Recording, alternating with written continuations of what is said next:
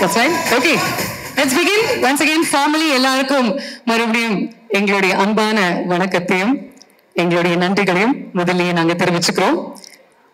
Lyca productions Subaskaran அவர்கள் மற்றும் red joint movies பெருமையுடன் வழங்கும் டிரெக்டர் எக்ஸ்ட்ராடினரி சங்கர் அவர்களின் இயக்கத்தில் ராக் ஸ்டார் அனிருத் அவர்களின் இசையமைப்பு உலகநாயகன் டாக்டர் கமல்ஹாசன் அவர்களின் நடிப்பு ஜூலை 12 வெளிவர இருக்கும் ladies and gentlemen Indian 2 final press மீட்டுக்கு உங்கள் அனைவரையும் வருக வருக என்று வரவேற்கின்றோம்.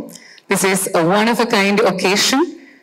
நம்மளுடைய மும்மூர்த்திகள் இங்க உட்கார்ந்துகிட்டு இருக்காங்க. உங்களுடைய கேள்விகளுக்கு கண்டிப்பா பதில்கள் சொல்ல போறாங்க. I want to start off by comparing two significant dates. 2 வாரத்துக்கு முன்னாடி ஜூன் 29 ஒட்டுமொத்த நாடுமே ஒன்னா கூடிச்சு இந்தியா உலக கோப்பையை வென்றாங்க. It was a moment we'll never forget because it was a celebration of success in cricket. Cut to 2 weeks later, July 12 ஒட்டுமொத்த நாடுமே ஒன்னா கூடி போகுது because this is a cause for celebration in cinema. Indian 2 releasing in theaters. ஒரு நல்ல ஜோரான கைத்தட்டலோட இந்த நாள் ஆரம்பிக்கலாமே. Come on. Ladies and gentlemen, they always say that good things come to those who wait. ஒரு விஷயம் உங்களுக்கு ரொம்பவே வேணும் அப்படின்னு நீங்க ஆசைப்பட்டீங்கன்னா கொஞ்சம் நேரம் வெயிட் பண்ணுங்க. சங்கர் சார், கமல் சார் 28 வருஷம் நாங்க வெயிட் பண்ணியாச்சு. இதுக்கு மேல we don't want to wait. This is the final countdown. How many of you are excited? I know இங்க வந்து பத்திரிகை நண்பர்கள் தான் இருக்கீங்க. பெரிய விசில்கள் கைத்தட்டல்கள்லாம் என்னால எதிர்பார்க்க முடியாது. பட் இது வந்து ஒரு சாதாரணமான படம் கிடையாது. இது ஒரு ரொம்ப ரொம்ப ஸ்பெஷலான படம். இதுக்காக நம்ம பல ஆண்டுகள் வெயிட் பண்ணியிருக்கோம். ஸோ எவ்வளவு பேர் எக்ஸைட்டடா இருக்கீங்களோ கொஞ்சம் கை தட்டினீங்கன்னா, கொஞ்சம் எனக்கு ஒரு எனர்ஜி கொடுத்தீங்கன்னா, that energy and that enthusiasm இந்த நிகழ்ச்சியை நம்ம துவங்கலாம். Ladies and gentlemen, it takes me great pride, privilege and pleasure to be here. Indian 2 nuடைய trailer நம்ம வந்து 3 மொழிகள்ல பார்த்தோம் because this film is releasing as a pan-Indian film in 3 languages, Tamil, Telugu and Hindi. And உங்களுக்கு viewing experiences நாங்க எக்கச்சக்கமான ஃபார்மேட்ஸ்ல இந்த படத்தை release பண்ண போறோம். Here are a few formats that you can watch this movie in. IMAX, 4DX, ICE, Dolby Atmos 7.1. இதுக்கு மேல எக்கச்சக்கமான ஃபார்மேட்ஸ்ல உங்களுடைய viewing experience, theatre viewing experience இன்னும் உச்சகட்டத்துக்கு எடுத்துட்டு போறதுக்கு எங்களுடைய முயற்சி இது. இப்போ it's time to welcome the 3 absolutely brilliant artists on stage. First நம்ம வந்து வெல்கம் பண்ண போறவர் வந்து ஒரு மல்டிஃபெசெட்டட் பர்சனாலிட்டி. 35 படங்களுக்கு மேல நடிச்சதுக்கு அப்புறம் the first attempts, first experiences, first opportunity அப்படிங்கிறது கம்மியாகும். But not for him. எந்த டைரக்டர் முதல்ல அவருக்குள்ள இருக்கிற நடிகரை கண்டுபிடிச்சாரோ அதே டைரக்டர் அவருடைய குருவோட இவருக்கு ஸ்கிரீன் ஸ்பேஸ் ஷேர் பண்ற ஆப்பர்ச்சுனிட்டியும் முதல் முறையா கொடுத்திருக்காரு. Let's welcome our very own multi-talented star, actor, singer, director and producer Siddharth அவர்கள் onto the stage.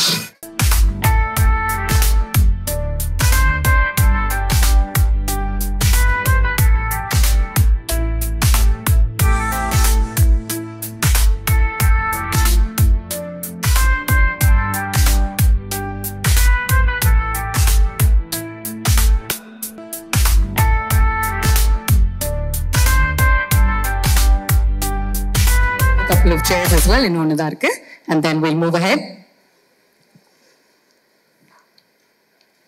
See, பெரிய பெரிய legends அறிமுகப்படுத்துறது especially for anchors ரொம்ப கஷ்டமான ஒரு விஷயம் because you run out of words, you run out of adjectives. அதனால எனக்கு தோன்ற விஷயத்தை நான் சொல்றேன். ஒரு அவுட் ஆஃப் தி பாக்ஸ் விஷயத்தை எடுத்து ஒரு out of the world experience ஒவ்வொரு தடவையும் அவர் படங்கள் மூலமா நமக்கு கொடுக்கிற ஒரு இயக்குனர் தாங்க இது. அது மட்டும் இல்லாம வேர்ல்ட் டூர் அப்படிங்கிற ஒரு கான்செப்ட் இல்லாத காலத்துல 5 நிமிஷத்துல உலக அதிசயங்கள் அத்தனையும் நம்ம கண்ணு முன்னாடி கொண்டு வந்து நிறுத்தினாரு. இன்னைக்கு இன்னொரு அத்தியாயத்தை மறுபடியும் நமக்கு பிரசென்ட் பண்றாரு. And I'm sure it is going to be phenomenal and will take Indian cinema to the next stage. ரொம்ப சுருக்கமா சொல்லணும்னா pan Indian cinema OG director. Let's welcome இயக்குனர் சங்கர் அவர்கள்.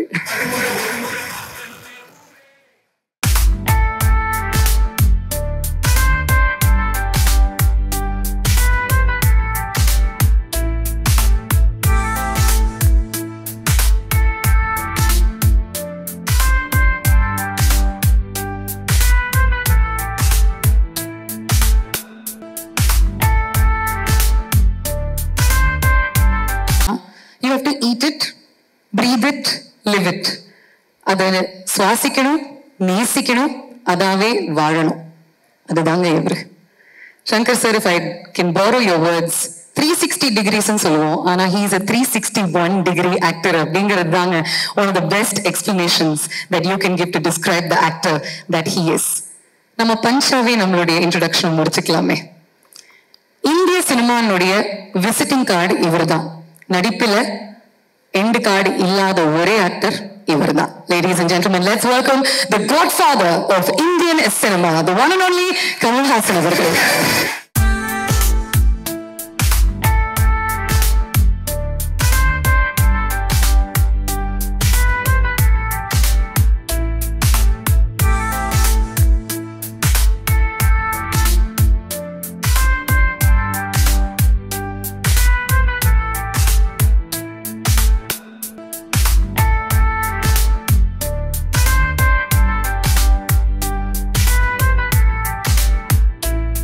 Okay.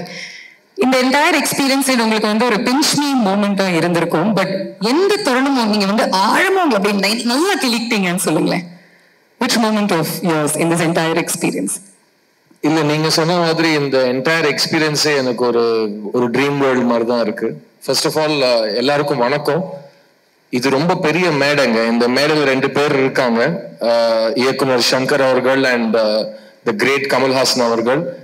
இவங்க 2 பேரும் வாழ்க்கையில இருக்கிற எல்லா மேடையும் பெரிய மேடையா தான் சந்திச்சிருக்காங்க. ஏன்னா அவங்களோட உழைப்பாலையும் திறமையாலையும் அவங்களோட விஷனாலையும் அந்த மேடையை உருவாக்கிட்டு இருக்காங்க. அப்படி ஒரு மேடை தான் இந்த இந்தியன் 2 ப்ரீ ரிலீஸ் மேடை. அந்த மேடையில எனக்கு வந்து அவங்க பக்கத்துல சேர் போட்டு உட்காந்து வச்சது என் வாழ்க்கையில இது ரொம்ப பெரிய மேடை, மிகப்பெரிய மேடையா நான் ஃபீல் பண்றேன். ஸோ எனக்கு இந்த இடத்த கொடுத்ததுக்கு இவங்க 2 பேருக்கும் ரொம்ப ரொம்ப thanks. It's a dream come true moment for me. And எனக்கு டைரக்டர் இந்த படத்தை கூப்பிட்டு இந்த வாய்ப்பை கொடுத்தது என் வாழ்க்கையில் 2வது முறை எனக்கு வாய்ப்பு கொடுக்குறாரு. 22 வருஷத்துக்கு முன்னாடி கூப்பிட்டு ஒரு வாய்ப்பு கொடுத்தாரு. அந்த வாய்ப்பை நான் பயன்படுத்தி என்னோட கனவையும் உழைப்பையும் போட்டு 20 வருஷம் வந்துட்டேன்.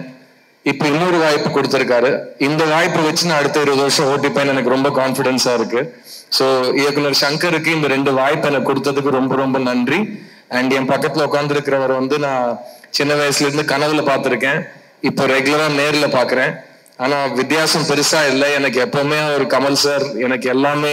ஒரு நடிகனா நான் இங்க இருக்கிறதுக்கான காரணம் அவர் தான். கமல் சார் நீங்க இல்லைன்னா ஒரு நடிகனா நான் இல்லை. அண்ட் இவங்க 2 பேரும் ஒருத்தர் என்ன அறிமுகப்படுத்தினாரு, ஒருத்தர் நான் ஏன் நடிக்கணும்னு எனக்கு ஞாபகப்படுத்தினாரு. ஸோ இவங்க 2 பேரோடையும் ஸ்டேஜ் ஷேர் பண்றது மட்டும் இல்ல, இவரோட ஸ்கிரீன் ஸ்பேஸ் ஷேர் பண்றது, அவர் வாயால ஸ்டார்ட் கேமரா ஆக்ஷன் கேட்கறது, இது எல்லாமே நான் ஏதோ ரொம்ப பெரிய புண்ணியம் பண்ணிட்டு வந்திருக்கேன்னு நினைக்கிறேன். So I'm very very grateful and I'm very happy இந்த படத்தை சப்போர்ட் பண்றதுக்கு நீங்க எல்லாருமே வந்திருக்கீங்க. Indian 2 is a legendary film and just to be part of this moment, Bhavna is still இது கனவா நினைவாங்கிற மாதிரி தான் இருக்கு எனக்கு நிஜமாவே. So thank you for having me here and thank you for being here. 2 வாய்ப்புன்னு சொன்னீங்க, எந்த வாய்ப்பு இன்னும் ஸ்பெஷல்? 2மே சொல்லக்கூடாது. வாய்ப்பு எப்பவுமே ஸ்பெஷலா தாங்க இருக்கும். பிகாஸ் சங்கர் சார் வாய்ப்பு கொடுத்தாலே அது ஒரு பெரிய விஷயம் தான். அந்த வாய்ப்பை நம்ம எப்படி யூஸ் பண்ணிக்கிறோங்கிறத பொறுத்து இருக்கு. அண்ட் எனக்கு கான்ஃபிடன்ஸா இருக்கு. I am very confident that பாய்ஸ்ல இருந்து ஆரம்பிச்சு இந்த பயணம் இந்தியன் 2ல இருந்து தொடங்கும். It will become the next part of my life. So once again, deepest thanks to Shankar sir, because என் மேல அவர் முதல் முறை செலுத்தின நம்பிக்கை வந்து ஒரு புது பையன் மேல செலுத்தினாரு. இப்ப வந்து அவர் செலுத்தின நம்பிக்கை வந்து அந்த புது பையன் கொஞ்சம் வளர்ந்துருக்கான்னு இந்த பையனுக்கு ஒரு நம்பிக்கை கொடுக்குற மாதிரி இருக்கு. ஸோ இந்த வளர்ச்சிக்கு காரணமா இருந்தவங்க பெரியவங்க எல்லாருக்கும் ரொம்ப நன்றி. அண்ட் தினமும் சினிமாவில் புதுசா ஏதாவது ஒன்று கத்துக்கணும்னு இவங்க தான் எனக்கு சொல்லி கொடுத்தாங்க. ஸோ அப்படியே இருக்கட்டும், நான் டெய்லி ஏதாவது கத்துக்கிட்டே இருக்கேன். And both these opportunities are very special. And thank God for Indian, because Indian படம் இல்லைன்னா அந்த படத்தோட சீக்குவல் எனக்கு chance கிடைச்சிருக்காது. So thank you for making Indians, both of you. Fantastic. இன்னைக்கு கரண்ட் சினாரியோல சங்கர் சார் இந்த படத்தினுடைய முக்கியத்துவம் அதிகரிக்குது அப்படின்னு நான் சொல்லணும். அண்ட் இந்த படத்தை பார்க்கறதுக்கு பல ஜெனரேஷன்ஸ் ஒண்ணு கூடி இதை என்ஜாய் பண்ண போறாங்க. உங்களுடைய கதையில எல்லா ஜெனரேஷனுக்கும் ஏதாவது ஒரு விஷயம் வச்சிருக்கீங்களா? How does this span across generations?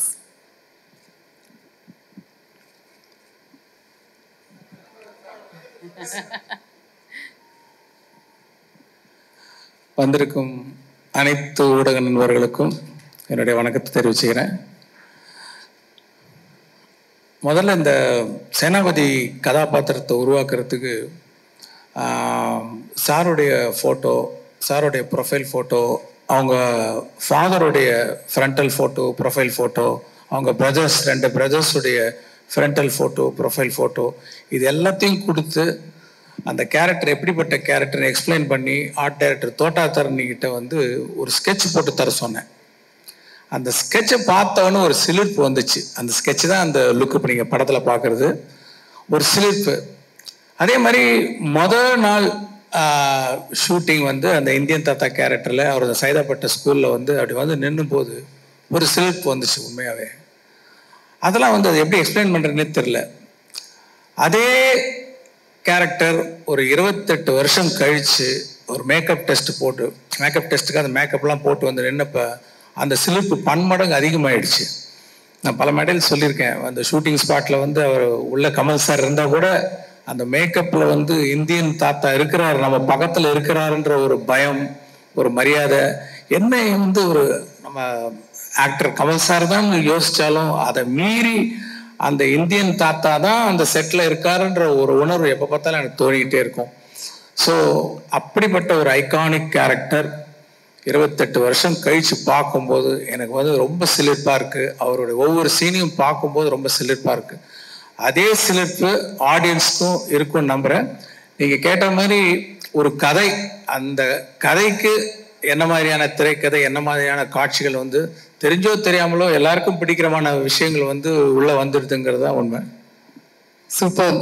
Kamal sir, இந்த படம் தான் என்னுடைய most difficult and most challenging role till date அப்படின்னு சொல்லியிருக்கீங்க பல இன்டர்வியூஸ்ல.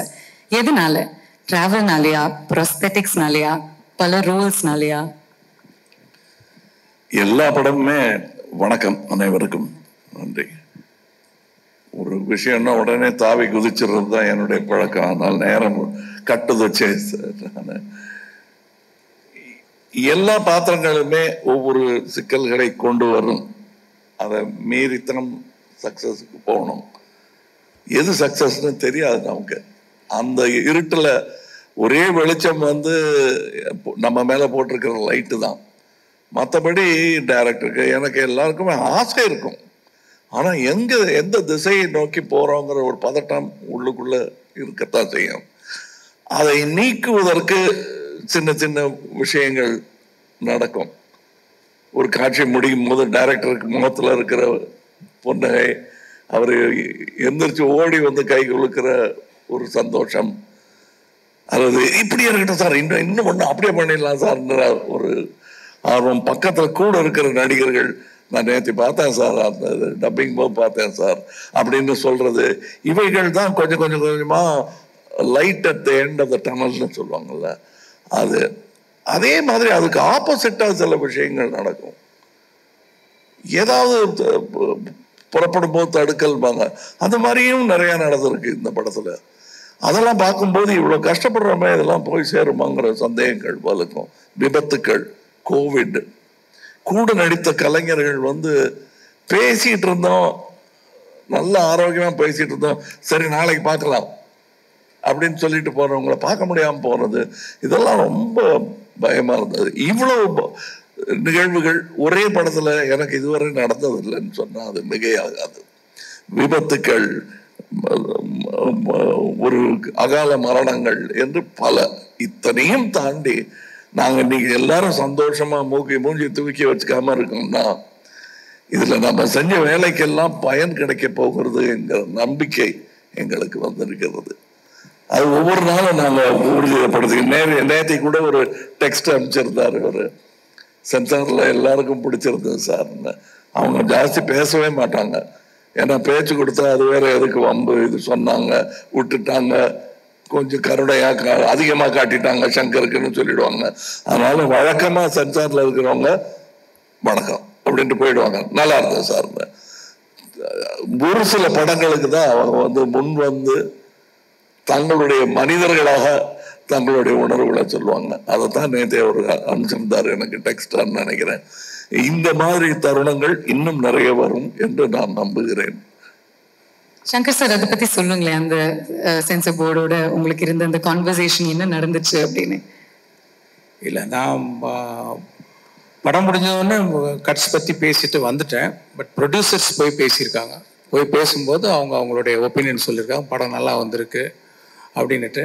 ஒரு கட்ஸுக்கு கூட சரி யூஏ கொடுக்குறீங்களே, இது சில விஷயங்கள் வந்து அதை ரிமூவ் பண்ணால் பவர் போயிடுமே, அந்த யூஏ இருக்கே, அதனால் நீங்கள் அலோவ் பண்ணலாமே அப்படின்னு கேட்டேன். கேட்கும்போது நம்மளுடைய டீமுக்கு அவங்க சொல்லியிருக்காங்க, படம் நல்லா வந்திருக்கு, ஃபேமிலியெல்லாம் உட்காந்து பார்க்க போகிறாங்க, இதுக்கு எதுக்கு இதை கொடுத்துருங்களேன் அப்படின்னு சொன்னாங்க. சரி, நான் கொடுத்துட்டேன். இதுதான் நடந்த விஷயம். ஃபேண்டாஸ்டிக். ஏன்னா எல்லாருமே பார்க்கக்கூடிய படமா இருக்கணும் அப்படிங்கிற மைண்ட் செட்டோட தான் நீங்க எடுத்திருக்கீங்க. And you worked for 6 years to release this baby of yours அப்படிங்கும்போது it's exciting. And Kamal sir, நீங்க வந்து emotionally சொன்னீங்க the highs and lows that you experienced.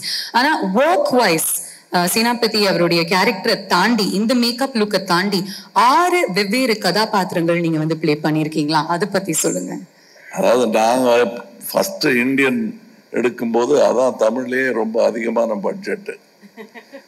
பயமாவே இருந்தது, அது ஒரு குற்றச்சாட்டாவே வைக்கப்பட்டது. ஆனால் இப்ப பார்க்கும்போது அந்த இந்தியன் குடும்பம் ஒரு நடுத்தர குடும்பம் தான். இது நல்ல வசதியான குடும்பம். அதற்கு எப்படின்னா வசதினா வெறும் பணம் மட்டும் இல்லைங்க, இதில் திரட்டக்கூடிய திறமைகள், தொழில்நுட்ப கலைஞர்கள், இவங்கெல்லாம் வந்து ஒன்று நினைப்போம், அது அடுத்த படத்துல ஏதாவது வசதி வந்ததும் வச்சுக்கலாம் சார், நல்லா இருக்கு, அந்த படத்துல பார்த்தோம், வெளிநாட்டு படத்துல பார்த்தோம், பட் அவ்வளோ காஸ்டம் அது பண்ண முடியாது. பிரிட்ஜான் தருவார் கோய படமா வேணா பார்க்கலாம், நம்ம கட்ட முடியாத பாலம் அப்படின்ட்டுலாம் தோணும்ல. அதையெல்லாம் தைரியமா இறங்கி செஞ்சிருக்காரு. அதாவது படம்னு பார்க்கும்போது எல்லாரும் படம் நல்லா இருக்கு, ஃபர்ஸ்ட் ஹாஃப் செகண்ட் ஹாஃப்னு அப்படி பேசிட்டு போயிடுறாங்க. ஆனா எத்தனை பேருடைய உழைப்பு இருக்கிறது இதுல. எனக்கு இதெல்லாம் பழக்கமே கிடையாது. இத்தனை வருடங்கள் நான் இருந்திருக்கிறேன். ஒரே படத்துல இத்தனை கலைஞர்கள் பெருந்தன்மையுடன் ஒத்துழைத்து செய்வது. அதாவது சில கவிஞர்கள் எழுத மாட்டாங்க, நான் எழுதுனா எழுதுவேன். இப்ப என் நண்பர் வைரமுத்து இருக்காரு, அவர் வந்து நான் எழுதுறேன் 7-8 பேரோட நான் எழுத மாட்டேன்னு நடுவில் சொல்லிட்டு இருந்தாரு. என்ன மாதிரி 1-2 பேருக்கு சலுகைகள் கொடுப்பாரு அவரு. ஆனா இதுல ஸ்டண்ட் மாஸ்டர் இல்லையா, வேற யார் வேற ஹெட் ஆஃப் த டிபார்ட்மெண்ட் பல பேர் இதுல சேர்ந்து வேலை செஞ்சிருக்காங்க, நடன இயக்குநர்கள். அண்ட் அது எனக்கே ரொம்ப சந்தோஷமா இருந்துச்சு. எனக்கு எப்பவுமே நடிகர்கள் எல்லாம் ஒன்னா சேர்ந்து நடிக்கிறது, திறமையான நட்சத்திரங்கள் ஒன்றாய் இணைவது, இதெல்லாம் எதுக்கு வம்பு? இது ஒரு நட்சத்திரமே கஷ்டம், இது வேற ரொம்ப ஜாஸ்தி இழுத்து விட்டுக்க கூடாதுன்னு ப்ரொடியூசர்ஸ் நினைப்பது உண்டு. அதற்கு மாறாக இதுல எல்லா நட்சத்திரங்களும் மிக சந்தோஷத்துடன், ஏன்னா என் கூட இருந்தாங்க, அவங்க பேசினது விவேக்கெல்லாம் சொன்னது எதிரொலிச்சுக்கிட்டே இருக்கு எனக்கு. நெடுமுடி வேணும் போன்ற திறமைகள், இவர் சித்தார்த்த போன்றவர்கள், இவங்கெல்லாம் காட்டின அந்த உற்சாகம் இருக்கிறது இல்ல, கொஞ்சம் நமக்கே சந்தேகம் வரும், இவ்வளவு சந்தோஷப்படுறாங்களே அது நிஜமாவா அப்படின்னு நான் கேட்டிருக்கேன் அவர்கிட்ட. அவங்க மூஞ்சில் அடிச்ச மாதிரி கையில சத்தியம் பண்ணி சொல்லிட்டாங்க அவங்க. அதனால நான் நம்புறேன், இவங்களையெல்லாமும் நான் நம்புகிறேன். இதுல இருந்த சின்ன சின்ன சின்ன டெக்னீஷியன், அசிஸ்டன்ட் டைரக்டர், இப்ப கூட நான் மேடைக்கு வந்த போது முதல் தடவை ஒரே வாட்டி ட்ரெஸ்ஸை பார்த்து ஓகே சொன்னது இதுதான், இந்த ட்ரெஸ் நான் போட்டிருந்தேன் டைரக்டர் சார் நல்லா இருக்கு சார், இல்லைன்னா அப்படி சுத்தி சுத்தி நடப்பாரு. அந்த நூலாலதான் சார் துணி போன இல்ல திருப்பி தள்ளி போய் நிற்பாரு, திருப்பி கிட்ட வருவாரு. அது அவர் முடிவு பண்றதுக்குள்ள அது ஒரு சின்ன சேஞ்சா இருந்தாலும் அதை சரி இது பண்ணிக்கலாம், எதுக்கும் இன்னொரு வாட்டி நான் யோசிச்சுட்டு சொல்றேன்னு அவ்வளவு யோசிக்கிறவரு. ஒரு துணி, ஒரு நூல், ஒரு பெல்ட், தாத்தாவுடைய கத்தி, அதை வைக்கிறதுக்கான இது, அது பெட்டி, பேனா, இதையெல்லாம் நாங்கள் தீவிரமா டிஸ்கஸ் பண்றோம்னா நம்ப மாட்டாங்க. எப்பா ஒரு பேனா கொண்டா அப்படிங்கிற மாதிரி இல்லை இந்த படம். எல்லா விஷயத்துல இப்ப கூட இன்னைக்கு ஒரு விளம்பரம் வந்திருக்கு, அந்த ட்ரெஸ் போட்டுக்கிறதும் கஷ்டம், உருவாக்குறதும் கஷ்டம். இதுல அதெல்லாம் எத்தனையோ காஸ்டியூம் எனக்குன்னு தனியா ஒர்க் பண்ணியிருக்காங்க, அமிர்தா ஒர்க் பண்ணியிருக்காங்க. அது மாதிரி நிறைய காஸ்டியூம் டிசைனர்ஸ் இதுல வேலை செஞ்சிருக்காங்க. எனக்கு தமிழ் சினிமாவில் இதெல்லாம் நடந்துகிட்டு இருக்கான்னு ஆச்சரியப்படுற அளவுக்கு நான் ரொம்ப எளிமையான தமிழ் சினிமாவும் எளிமையான மலையாள படத்துலையும் ஆரம்பிச்சவன். இப்ப மிஸ் யூனிவர்ஸ்ங்கிறது இந்தியாவிலேருந்து ஒருத்தவங்க போனாங்கிறதே பெருமையா இருக்கு. இதுல ஒரு சின்ன காட்சிக்கு ஒரு மிஸ் யூனிவர்ஸை நடிக்க வைக்கிறாங்க. அப்படி அதெல்லாம் முடியுமா அப்படின்னு இப்ப எனக்கு தோணுது. நான் மறுபடியும் ரசிகனாகி இதெல்லாம் யோசிப்போம். சிச்சி வேணான்னு கனவு கலைச்சிட்டு நமக்கு இருக்கிற துணியை கசக்கி போட்டுக்கிட்டா போதும், ஈர துணியை மடியில கட்டிக்கிட்டு நடந்தா போதும்னு நினைச்சிட்டு இருந்த அந்த தமிழ் சினிமாவை கொண்டு சேர்த்த இடம் இவங்களுக்கெல்லாம் அந்த பெருமை உண்டு. வர்த்தகத்தை மட்டுமல்ல, நம்ம நினைச்ச கனவுகளை எல்லாம் நினைவாக்கி பார்க்கும் அந்த தொழில்நுட்பத்தை இங்கே கொண்டு சேர்ப்பதற்கு எல்லாரும் முயற்சி பண்றாங்க, நானும் முயற்சி பண்றேன். அதை வெற்றிகரமா இன்னும் சீக்கிரம் என்று செய்வதற்கு காரணம் இது போன்ற முயற்சிகள் தான். அதில் நானும் பங்கு பெறுகிறேன் என்பது இவர் சொன்ன மாதிரி சில நேரங்கள் எவ்வளவுதான் நட்சத்திர அந்தஸ்தை நீங்கள் கொடுத்தாலும் எங்களுக்கு அந்த பழைய ஞாபகங்கள் விட்டு போகாது. ஸோ இவ்வளவு தூரம் வந்துட்டோமா, நிஜமா வந்துட்டோமா, அந்த கிள்ளி பார்க்கும் தருணங்கள் அனைவருக்கும் உண்டு. நடிகர் திலகத்துக்கும் உண்டு, மக்கள் திலகத்துக்கும் உண்டு, அப்படின்னா உலக நாயகனும் உண்டு தானே. பியூட்டிஃபுல்லா சொன்னீங்க கமல் சார், பியூட்டிஃபுல்லா இருந்துச்சு கேட்கறதுக்கே. சங்கர் சார் ஒரு இன்டர்வியூல கமல் சார் சொல்லியிருக்காரு, சேனாபதி தாத்தாக்கு என்ன வயசு அப்படின்னா சேனாபதி தாத்தாக்கு சூப்பர்மேனுடைய வயசு. அவங்க எல்லாருமே செல்ஃப் ப்ரொக்ளைம்டு சூப்பர் ஹீரோஸ், இவரு need of the hour super ஹீரோவா எப்படி பாக்குறீங்க? ஆக்சுவலா நான் பார்ட் 1 பண்ணும்போது பார்ட் 2 பண்ணுவேன்னு நினைக்கவே இல்லை.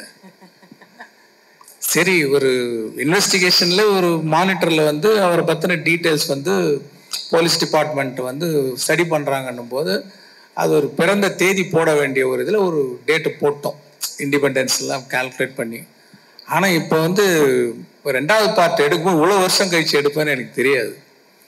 இப்போ வரும்போது இப்போ என்ன ஏஜ் அப்படின்ற மாதிரிலாம் ஒரு நிறைய கேள்விகள் வருது.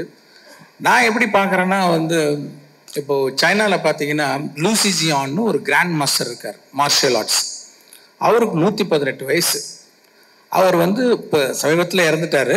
அவர் அந்த ஏஜில் கூட பறந்து அடிக்கக்கூடிய ஒரு கிராண்ட் மாஸ்டராக இருந்தார். அதே மாதிரி தான் இந்த கேரக்டரும் நம்ம சேனாபதியும் இஸ் அ கிராண்ட் மாஸ்டர், வர்மக்கலையில் ஒரு கிராண்ட் மாஸ்டர். இப்போ இவங்களுக்குலாம் ஒரு பொதுவாக ஒரு குவாலிட்டி என்ன இருக்கும்னா டிசிப்ளின், அப்புறம் ஹேபிட்ஸ். அதாவது மெயினாக நம்ம கல்ச்சர் பார்த்தீங்கன்னா இந்த தியானம், யோகா இதெல்லாம் பண்ணக்கூடிய கேரக்டர். ஃபுட் ஹேபிட்ஸு, அதாவது ஒரு வேளை தான் சாப்பிடுவாங்க. இந்த மாதிரி கட்டுப்பாடோடு இருக்கக்கூடிய ஒரு மார்ஷியல் ஆர்ட்ஸ் கிராண்ட் மாஸ்டருக்கு வயசு ஒரு பொருட்டே கிடையாது. அவங்க அந்த ஏஜில் இருந்தால் கூட அவங்க ஆக்டிவாக இருப்பாங்க. இப்போ பார்த்தீங்கன்னா இப்போ சூப்பர்மேனுக்கு ஏஜ் கிடையாது.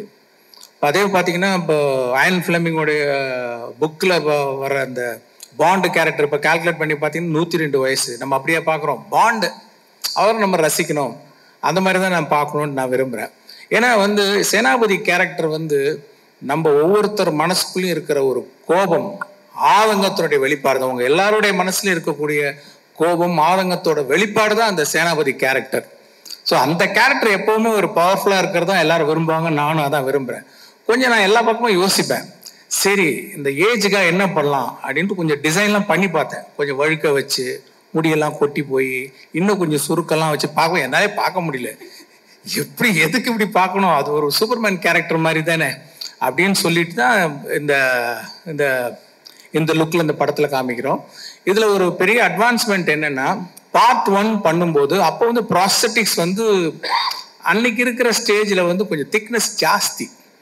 ரொம்ப கஷ்டம் சாருக்கு, இப்பவும் கஷ்டம்தான், அது ரொம்ப கஷ்டம். ஏன்னா அந்த திக்னஸ்க்கு நீங்கள் சாதாரணமாக நடிச்சிங்கன்னா வெளியில் வராது. அதை கண்ணாடியில் பார்த்து பார்த்து எத்தனை மடங்கு நடித்தா இந்த ஸ்மைல் வர்றதுக்கு எவ்வளோ பம்ப் பண்ணணும், எவ்வளோ ப்ரெஷர் போடணுன்றது கண்ணாடியை பார்த்து பார்த்து ஒவ்வொரு ஷாட்டுக்கு முன்னாடி சார் நடித்தாங்க.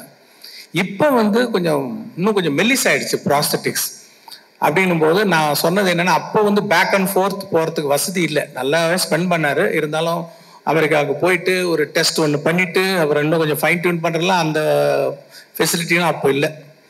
இப்போ வந்து நான் என்ன சொன்னேன்னா,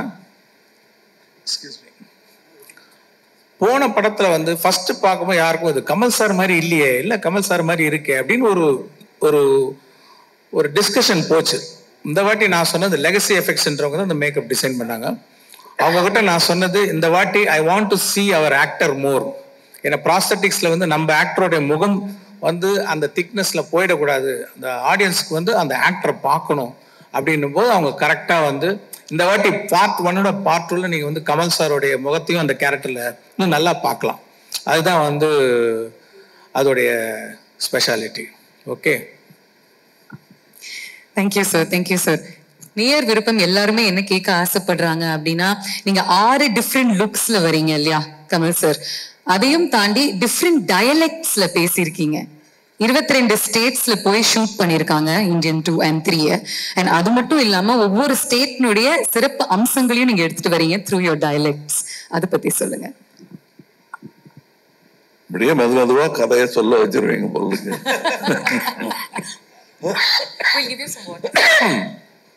பட் உண்மை என்னன்னா, முதல்ல இந்த படத்தை பார்க்க போகிறவர்கள், தேங்க்யூ, பார்க்க போறவங்க சாதாரண ரசிகர்கள், நானும் அதான் வச்சுக்கங்களேன்.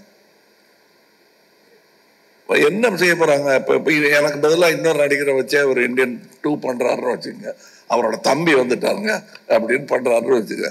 நான் என்ன வழக்கமா சொல்லுவேன்னா, அது வயிற்றுச்சல் கூட கிடையாது, அதான் பார்த்துட்டேன் என்ன இருக்கு அப்படின்னு. பழம்புளிக்கம்ங்கிற ஒன்று இருக்கும். இன்னொன்று என்ன சொல்லுவேன்னா, தாத்தா வருவாரு, அந்த உரமம் குத்துவாரு, அவ்வளவுதானே, அதான் பார்த்துட்டோமேங்கிறது தான். அந்த கடும் விமர்சனம் அதான் வைப்பாங்க ஃபர்ஸ்ட். எல்லா வெற்றிக்கும் முன்னாடியே அது ஒண்ணு தெரியுமே, சங்கர் படம்னா நிறைய பாட்டு, பிரம்மாண்டம் அவ்வளவுதானே, என்ன பிரம்மாண்டம் அவ்வளவுதானேவா, அதை எப்படி நம்ம போய் அவங்க கூட வாதாடுறது? அதுக்கெல்லாம் ஒரே பதில், நாம் திரைக்கதை அமைக்கும் விதம் தான். இந்த கேள்வியெல்லாம் அவங்களே பதில் சொல்லி அவங்களே ஒத்துக்கிட்டு சாரி சொல்லாமல் எங்களை பாராட்டி விட்டு வெளியே போகணும். அதற்கான முன்னேற்பாடை வந்து அவர் பண்ணாருங்கிறது தெரிஞ்சதுனால தான் நான் படமே ஒத்துக்கிட்டேன். ஏன்னா இதே கேள்வி தானே நான் அவர்கிட்ட போயிருப்பேன் 2வது செய்யலாங்கும் போது, அதான் பண்ணிட்டோம் சார்ங்கிறது தான் மனசுல மூடிக்கிட்டு இருக்கோம். இருந்தாலும் கௌரவம் மரியாதை காரணமாக சொல்லுங்க சார் என்ன அதே தான் இருக்கும் அப்படின்னு நினைச்சிட்டு இருக்கும்போது சில வியப்புகளை ஒரு கதாசிரியனாக ஒரு நடிகனாக எனக்குள் அவரால் ஏற்படுத்த முடிந்தது. அதெல்லாம் இதுல இருக்கு. லாங்குவேஜ் பேசுறது அதான் நீங்க பேசியிருக்கீங்களா அப்படின்ட்டா முடிஞ்சு போச்சு.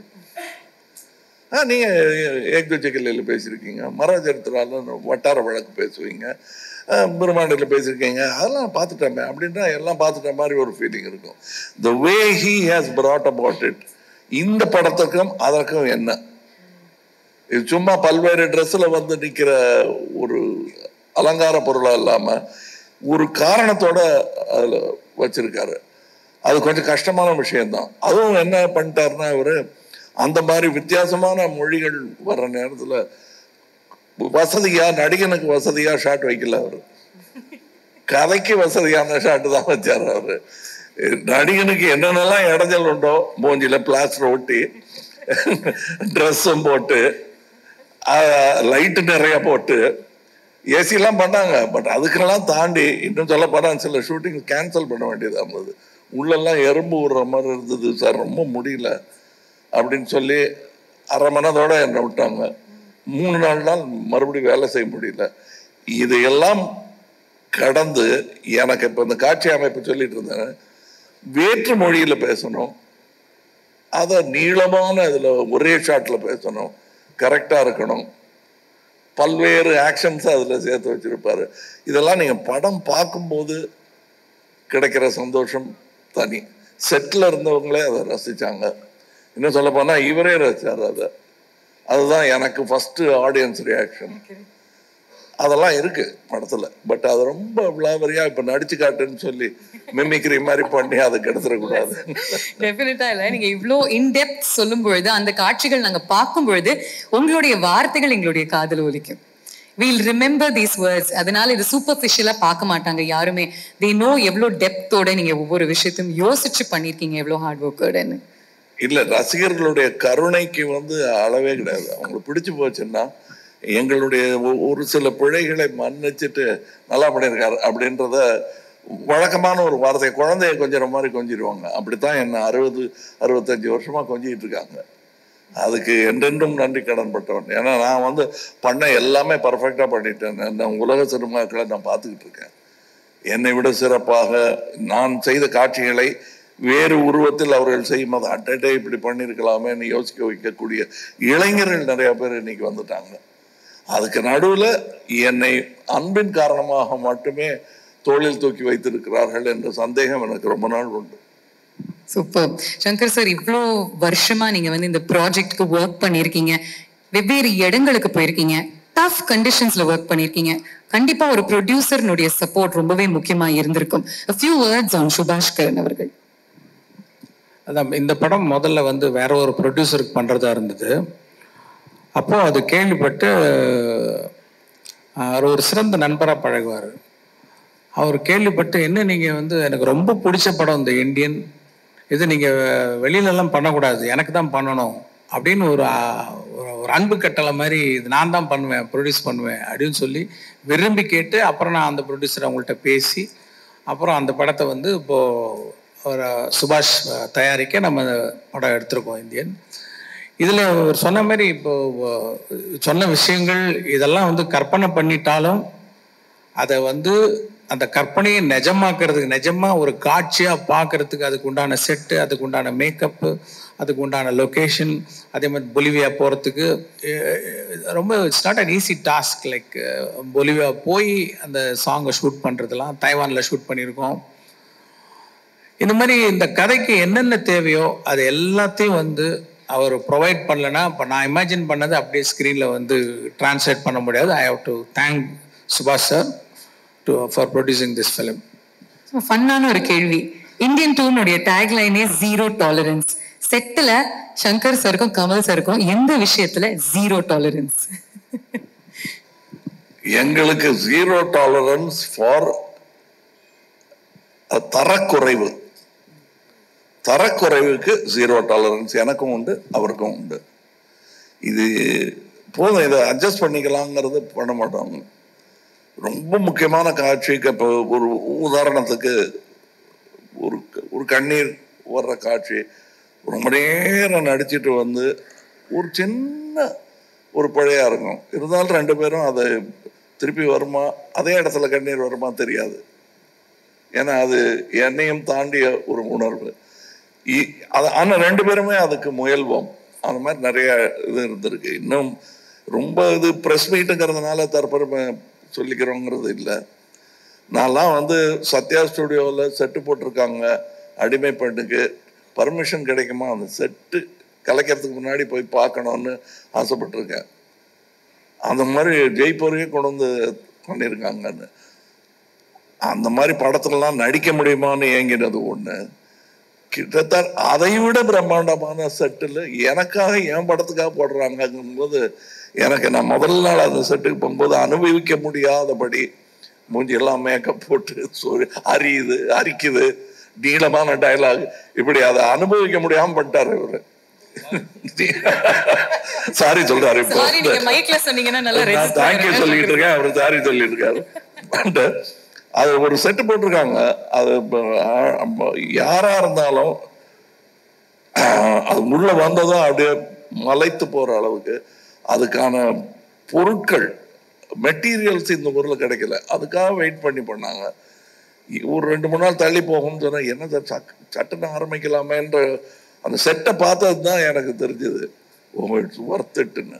நீங்களும் பார்க்கத்தான் போறீங்க. அதை நான் சொன்னதுல எந்த இம்மி அளவும் குறையாத அளவுக்கு இருக்கு. அந்த சொல்ற வியப்பா இருக்கு. அது ஒரு ஒரு பாதி படத்தை இதுலயே எடுத்துடலாமேன்னு தோணும். ஆனா அது 10 நிமிஷம் கூட வராது அந்த படத்துல. அந்த மாதிரி நிறைய பிரம்மாண்டங்கள் இந்த படத்துல இருக்கு. அண்ட் ஒரு இடத்துல நிற்க டைரக்டர் மாதிரியே கதையும் ஒரு இடத்துல நிற்காது, வேற ஊருக்கு போயிட்டு இருக்கணும். Waiting for it, sir. Really, really looking forward to it. ஒரு சில லெஜெண்ட்ஸ்க்கு மட்டும்தான் ஒரு குடுப்பினை இருக்கும் அப்படின்னு சொல்லுவாங்க. ஒரு எம்எஸ் தோனிக்கு மட்டும்தான் சச்சினையும் கேப்டன் பண்ற ஒரு ஃபார்ச்சூன் இருந்துச்சு, விராட்டையும் கேப்டன் பண்ற ஒரு ஃபார்ச்சூன் இருந்துச்சு.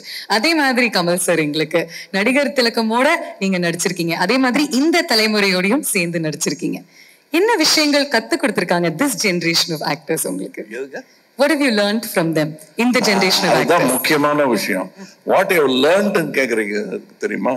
அதுதான் கேள்வி இல்லை, அதான் பதிலே. ஏன்னா கத்துக்கிறது முடிஞ்சு போச்சு. ஏன்னா நடிகர் திலகத்தோட தோல் வரைச்சிட்டேன் நான். அவர் என் தோல்ல கை போட்டிருக்காரு, நான் அவரை கட்டி பிடிச்சிருக்கேன். அப்புறம் என்னையா வேணுங்கிறது கற்றல் கிடையாது, கற்றது புரியாமல் இருத்தல் தான். அது இன்னும் தொடர வேண்டும் அப்படிங்கிறது இந்த இரண்டாம் தலைமுறை, மூன்றாம் தலைமுறை, எத்தனை தலைமுறை இருக்கோ அவங்களெல்லாம் என்னை விட அதிகமாக கனவு காண்பவர்கள். இந்த தருணத்தில் எனக்கு தான் நட்சத்திர அந்தஸ்து வந்துருச்சு, அதனால கொஞ்சம் என்னப்பா வண்டி லேட்டு, இதுதான் இந்த பந்தாக்கள் தான் பண்ணிட்டு இருக்கோம். ஆனால் எது வேணா நான் பஸ்லையாவது ஏறி வந்துடுறேன் சார், நாளைக்கு இந்த ஷூட்டிங் இருக்குங்க அப்படின்னு கேட்ட அந்த ஆர்வம் நட்சத்திரங்களுக்கு குறையும். அது குறையக்கூடாதுன்னு நினைக்கிறவன் நான். அதை ஃபர்ஸ்ட் கற்றுக்கணும். நான் நடிகர் திலகம் அவர்கள் தேவரமன் படத்துக்கு தப்பி தவிர 7 மணி கால் ஷீட்னு சொல்லிடாதீங்க அந்த மனுஷர்கிட்ட அப்படின்னு கெஞ்சுவேன் நான். 7 மணி கால் ஷீட் சொல்லிட்டா நல்ல செலவை செஞ்சு கஞ்சி போட்ட சட்டையோட ஃபுல் கெட்டப்போட 6:45 சேர் போட்டு உட்காந்துருவாரு. இப்பதான் ஆணி அடிச்சுட்டு இருப்பாங்க. அப்படிப்பட்ட ஆர்வம் நான் தேவரமன்ல பார்த்தேன். அதையும் கத்துக்கணும். இவங்களுக்கெல்லாம் இருக்கிற அந்த ஆர்வம் தனியா அப்படியே கிட்டத்தட்ட நாகேஷ் திருவிளையாடல போல மேட்டுப்பாரு சிவன் வர்றதுக்கு முன்னாடி, அந்த மாதிரி ஷாட் வர்றதுக்கு முன்னாடி இப்படி இவங்க அலையிறது எனக்கு பிடிக்கும். அதை பார்த்துக்கிட்டே இருப்பேன் நான் எல்லாத்தையும் கவனிப்பதற்கு காரணம் தற்காப்புக்காக அல்ல, கற்றலுக்காக. அதனால நான் கத்துக்கிட்டது இந்த 3 தலைமுறைங்கிறது இன்னும் பல வாய்ப்புகள் எனக்கு. கடைசியா டெர்மினஸ்ல ஒரு ஸ்டாப்புக்கு முன்னாடி வண்டி டெப்போக்கு போறதுக்கு முன்னாடி எல்லாம் ஏறி பயணம் பண்ணியிருக்கேன். அது டி.கே. சண்முகம் அவர்கள், ஒரு தலைமுறைக்கே தெரியாது அவங்கெல்லாம் அப்படி பெரும் கலைஞர்கள் இருந்தார்கள் என்பது. கே.பி. சுந்தராம்பாள் அவர்களுடன் எனக்கு பின் வீடு. அவங்க கிட்ட போய் வெக்கமே இல்லாம பழனி அப்போ எல்லாம் பாடி காட்டியிருக்கேன் நான். அவங்களும் அதை கனிவோட கேட்டுக்கிட்டு எனக்கு இட்லி சுட்டு தருவாங்க. அம்மையார்கிட்டயே ஞான இட்லி வாங்கி சாப்பிட்டவன் நான். ஞான பழம் இல்லை, ஞான இட்லி. இதெல்லாம் எனக்கு நடந்திருக்கிறத நான் அதிர்ஷ்டமா கூட நினைக்கல, பெரும் பாக்கியமாக நினைக்கிறேன். These moments, sir, இந்த கதைகள் கேட்கறதுக்கு we feel truly special. Thank you, thank you. And Instagramல நிறைய நான் படிச்சிட்டு இருந்தேன் என்ன மாதிரி கேள்விகள் கேட்கலான்னு. இன்ஸ்டாகிராம்ல சித்தார்த்தனுடைய போட்டோ லாங் ஷாட்ல இருக்கும். நீங்க எழுதியிருப்பீங்க, objects may in the mirror may appear closer than they are. அதற்கான Hello, check. Objects in the mirror are closer than they appear. Thank you. Bike oda mirror la varudha. Yeah, closer than they appear னு எழுதிருப்பீங்க. யூசுவலா அது எச்சரிக்கைக்கு எழுதிருப்பாங்க கார்ல. இது எந்த கான்னோட்டேஷன்ல, என்ன கண்ணோட்டத்துல எழுந்தீங்க? ஏன்னா அவர் என் மேல் காட்டும் அன்பிற்கும் அவர் மேல் நான் வைத்திருக்கும் மதிப்பிற்கும் நாங்க ரொம்ப நாள் கழிச்சு தான் பேச ஆரம்பிச்சோம், சந்திக்க ஆரம்பிச்சோம். So it is a visual thinking. Object கிட்ட இருக்கணுங்கிறது தான் அதோடைய இது. நாங்கள் எப்போ கூட இருந்தாலும் நானே கொஞ்சம் நடிகர்கள் குழாம், டெக்னீஷியன் குழாம் சேர்ந்துருச்சுன்னா பேசிக்கிட்டே இருப்போம் சளைக்காமல். ஏன்னா பேசுவதற்கான சப்ஜெக்ட் சினிமாவாகிவிடும் பட்சத்தில் அப்புறம் சாப்பிடுவாங்க, ரொம்ப லேட் ஆகுதுன்னு யாராவது ஞாபகப்படுத்தினாதான் உண்டு. அந்த மாதிரி உரையாடல்கள் எனக்கு சுஜாதா சார் கூட டான்ஸ் ரோட்டில் நடந்திருக்கு. மணிரத்னம், பாலகுமார், இவங்க எல்லாரோடையும் இவரும் ஒர்க் பண்ணியிருக்காங்க. நிற்கவே நிற்காது. அங்கே எல்டான்ஸ் ரோட்டே நின்று பேசிட்டு இருப்போம். சரி எல்லாருமாவது சாப்பிட வாங்க, தயவு செய்து சாப்பிடாம அப்படி பேசிட்டு இருக்காங்கிற அளவுக்கு இந்த பேச்சு நீளம். இப்போ கூட நாங்கள் மலேசியா, சிங்கப்பூர் போயிருந்த ஃப்ளைட் எல்லாம் மிஸ் பண்ணிட்டோம். ஆனா அதுக்கான வருத்தங்கள் எங்களுக்கு சந்தோஷமா மாறிடுச்சு. அப்போ ஃப்ளைட்டு கிடையாதா, இப்போ பேசிக்கிட்டே கார்லேயே போயிடலான்ற மாதிரி எல்லாரும் சந்தோஷமாக. அது எங்களை ஃப்ளைட் மிஸ் பண்ணவங்க மாதிரி தெரிஞ்சிருக்காது. இல்லாத ஃப்ளைட்டில் ஒரு டிக்கெட் வாங்கிட்டு சந்தோஷத்தில் இருக்கிற மாதிரி இருக்கும். That's what I meant. I wish we were closer, even long before. How does this make you feel, Sid? இந்த மாதிரி வார்த்தைகள் எஸ்பெஷலி உங்களுடைய குரு கிட்ட இருந்து. வேணாம் இவர் சும்மாவே உணர்ச்சி வசப்பட்டவர். இவ்வளவு பேருக்கு எதற்கு அவரை அழ வைக்க வேண்டாம்னு நினைக்கிறேன். ஓகே, சேனாபதி தாத்தானுடைய கம்பேக்கே ஒரு காஸ் ஃபார் செலிப்ரேஷன். அதை தாண்டி இந்தியன் டூல மற்ற விஷயங்கள் டு செலிப்ரேட் என்னென்ன இருக்கு? கதை கேட்குறாங்க சார், பார்த்துங்க. இல்லை, இப்போ இதில் வந்து மெயினாக நிறைய கேரக்டர்ஸ் கேமியோஸ் ஜாஸ்தி. அது எல்லாமே நல்ல ஒரு பண்பட்ட நடிகர்கள், நல்ல அனுபவம் வாய்ந்த நடிகர்கள், சிறந்த நடிகர்களை வந்து இந்த படத்தில் கேஸ்ட் பண்ணியிருக்கோம். Like Samuthirakani sir, S J. Suriya, Bobby Simha, Thambi Ramaiah, Manobala, Vivek, அப்புறம் ரேணுகா, சொல்லிட்டேன், சித்தார்த் மெயினா, ரகுல் பிரீத் சிங், பிரியா பவானி சங்கர், நிறைய கேமியோஸ். எல்லாரும் ரொம்ப சிறப்பாக நடிச்சிருக்காங்க. ஏன்னா இதில் நிறைய ஃபேமிலி விஷயங்கள்லாம் அந்த படத்தில் வருது. ஸோ எல்லா ஃபேமிலியும் வந்து என்கேஜாக பார்க்கக்கூடிய படமாக இது இருக்குன்னு நான் நம்புகிறேன். அடுத்து பார்த்தீங்கன்னா இதில் வந்து அது பார்த்தீங்கன்னா அந்த ஒரு நடுவில் ஒருத்தர் இருக்கார். அவர் வந்து உங்களுக்கு நிறைய பேருக்கு மீடியாவுக்கு பரிச்சயமான ஒரு கேரக்டர் தான். அது ஆர்கே லக்ஷ்மணுடைய கார்ட்டூன் காமன் மேன். அவர் வந்து டைம்ஸ் ஆஃப் இந்தியாவில் அந்த கார்ட்டூன் வந்து ரெகுலராக போடாரு. அது ரொம்ப அந்த கார்ட்டூன்லாம் ரொம்ப பிரபலம், ரொம்ப மிகச்சிறந்த ஒரு கார்ட்டூனிஸ்ட் ஆர்கே லக்ஷ்மண் அவர்கள். அவருடைய அந்த காமன் மேன் கதாபாத்திரத்தை வந்து ஒரு 3D அனிமேஷனில் இதில் வந்து இந்த கதையில் வந்து ஒரு கதை சொல்லும் ஒரு டூலாக நான் வந்து பயன்படுத்தியிருக்கேன். அது ஒரு புது விஷயம். அப்புறம் சொன்ன மாதிரி பொலிவியாவில் எடுத்த அந்த கேலண்டர் சாங் மிஸ் யூனிவர்ஸ், நான் வந்து இந்தியன் ஆக்ட்ரஸே ட்ரை பண்ணேன், 2-3 பேரை ட்ரை பண்ணேன், கிடைக்கல, அவங்க டேட்ஸ் கிடைக்கல. அப்போ வந்து அந்த கேலண்டர் ஷூட்டுக்கு பொருத்தமாக யார் இருப்பாங்க அப்படின்னு பார்க்கும்போது அவங்களுடைய ஒரு புகைப்படத்தை பார்க்கக்கூடிய ஒரு வாய்ப்பு வந்தது. ஸோ அவங்கள ட்ரை பண்ணி பார்த்தோம். அவங்க அக்செப்ட் பண்ணதுனால அவங்கள வந்து இந்த பாட்டில் நாங்கள்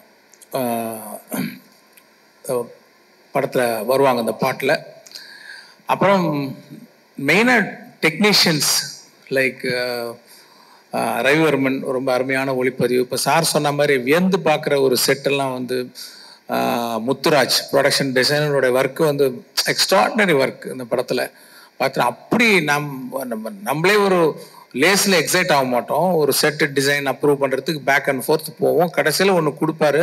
செட்டில் வந்து பார்த்தா நம்மளுடைய எதிர்பார்ப்பை மிஞ்சக்கூடிய ஒரு அருமையான ஒரு அவுட்புட்டை வந்து முத்துராஜ் சார் கொடுத்துருக்குறாங்க.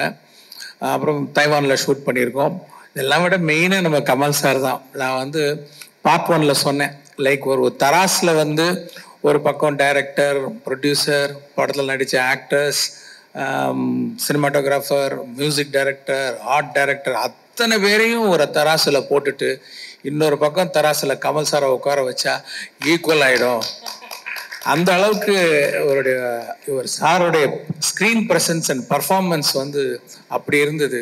அந்த இந்தியன் ஒரு விழாவில் நான் சொன்னேன். இப்போ நான் சொல்கிறேன், இப்போ தராசு இந்த பக்கம் சாஞ்சிடுச்சு. சார் வந்து எங்கள் எல்லாரையும் மிஞ்சிற அளவுக்கு அவர் வெயிட்டாக இருக்கார் அந்த படத்தில் அப்படிங்கிறத நான் வந்து இங்கே நீங்கள் கேட்டிங்களே படத்தில் வேறு என்ன நான் இல்லைன்ட்டு, சாருடைய பர்ஃபார்மன்ஸ், சாருடைய ப்ரெசன்ஸ், ஏன்னா அவர் வர சீனெல்லாம் வந்து அப்படி ஒரு பிரமிப்பை ஏற்படுத்துது. அது ஒரு எழுதுனதுக்கும் அது ஒரு சீனாக டிரான்ஸ்ஃபார்ம் ஆகும்போது அது எந்த அளவுக்கு உயர்ந்து நிற்குதுன்றதை என்னால் பார்க்க முடிஞ்சுது. ஐ பிலீவ் நீங்களும் அதை ஃபீல் பண்ணுவீங்கன்னு நினைக்கிறேன். ஃபேண்டாஸ்டிக். கமல் சார், நீங்களும் உங்களுடைய பதில் அதுக்கு சொல்லிட்டீங்க அப்படின்னா அதுக்கப்புறம் பிரஸ் கிட்ட அவங்களுடைய கேள்விகள் கேட்கலாம். அதாவது இவ்வளோ விஷயங்கள் சொல்கிறோம் இல்லையா, இதுக்கெல்லாம் நாங்கள் வந்து சுபாஸ்கரன் ஒருத்தர்கிட்ட நான் ஒரு ஃபோன் பண்ணுவேன், இவர் ஒரு ஃபோன் பண்ணுவார். 2 ஃபோன் கால் தான். எடுக்கிற முடிவுகள் ரொம்ப பெரிய முடிவுகளாக இருக்கும். அதாவது எத்தனை நாள் தள்ளி போடலாம் ஷூட்டிங்குங்கிறது வந்து சாமானியமான செய்தி அல்ல ஒரு ப்ரொடியூசருக்கு. வேணாம் சார் ஒரு விபத்து நடந்துச்சு, நீங்கள் புறப்பட்டு வாங்க, ஒரு கால் புறப்பட்டு வந்துடுவார். இல்லை இதை நடுவில் ஒரு சில மாற்றங்கள் இவர் சொன்ன போது இப்படி பண்ணலான்னு சொல்லும்போது அது சரி சார் நீங்கள் 2 பேரும் முடிவெடுத்து பண்ணிடுங்க சார் அப்படிங்கிற அந்த பெருந்தன்மை, அது இல்லாமல் இந்த படத்தை இத்தனை வருடங்கள் நகர்த்தி கொண்டு வந்திருக்கவே முடியாது. அதற்கு பிறகு என்ன பண்றதுன்னு தெரியாம கோவிட், விபத்துகள் என்று பல விஷயங்கள் எங்களை தடுமாற வைத்த போது ரெட் ஜாயின்ட்ஸ் உள்ள வந்தாங்க. இதெல்லாம் தான் அப்படி ஒரு 3 முக்கிய கால்களை வைத்து நிற்கும் முக்காலி. அது சொல்லியே ஆகணும். இங்க அது போக டெக்னீஷியன்ஸ் பேரை எல்லாம் சொல்ல முடியாத அளவுக்கு அத்தனை பேர் வேலை பார்த்துருக்காங்க. இந்த இதுல போட்டிருக்கு இல்லையா, அதுவே கம்மி. அது நம்பர் ஆஃப் நேம்ஸ் முந்தியெல்லாம் 4-5 பேர் தான் போடுவாங்க. அதுக்கு அதோட பங்கு முடிஞ்சிடும். ஆனா இதுல எத்தனையோ பேர் வேலை செஞ்சிருக்காங்க. நான் சொன்னது சும்மா ஒரு பானை சோற்றுக்கு பதம் தான். ப்ரொடக்ஷன் டிபார்ட்மெண்ட்ல வேலை பார்த்துருக்கிற ப்ரொடக்ஷன் மேனேஜர்ஸ், அதுவும் சாமானியமான வேலை இல்லை, அவங்களுக்கு கொடுக்கப்பட்ட வேலைகள் தான்.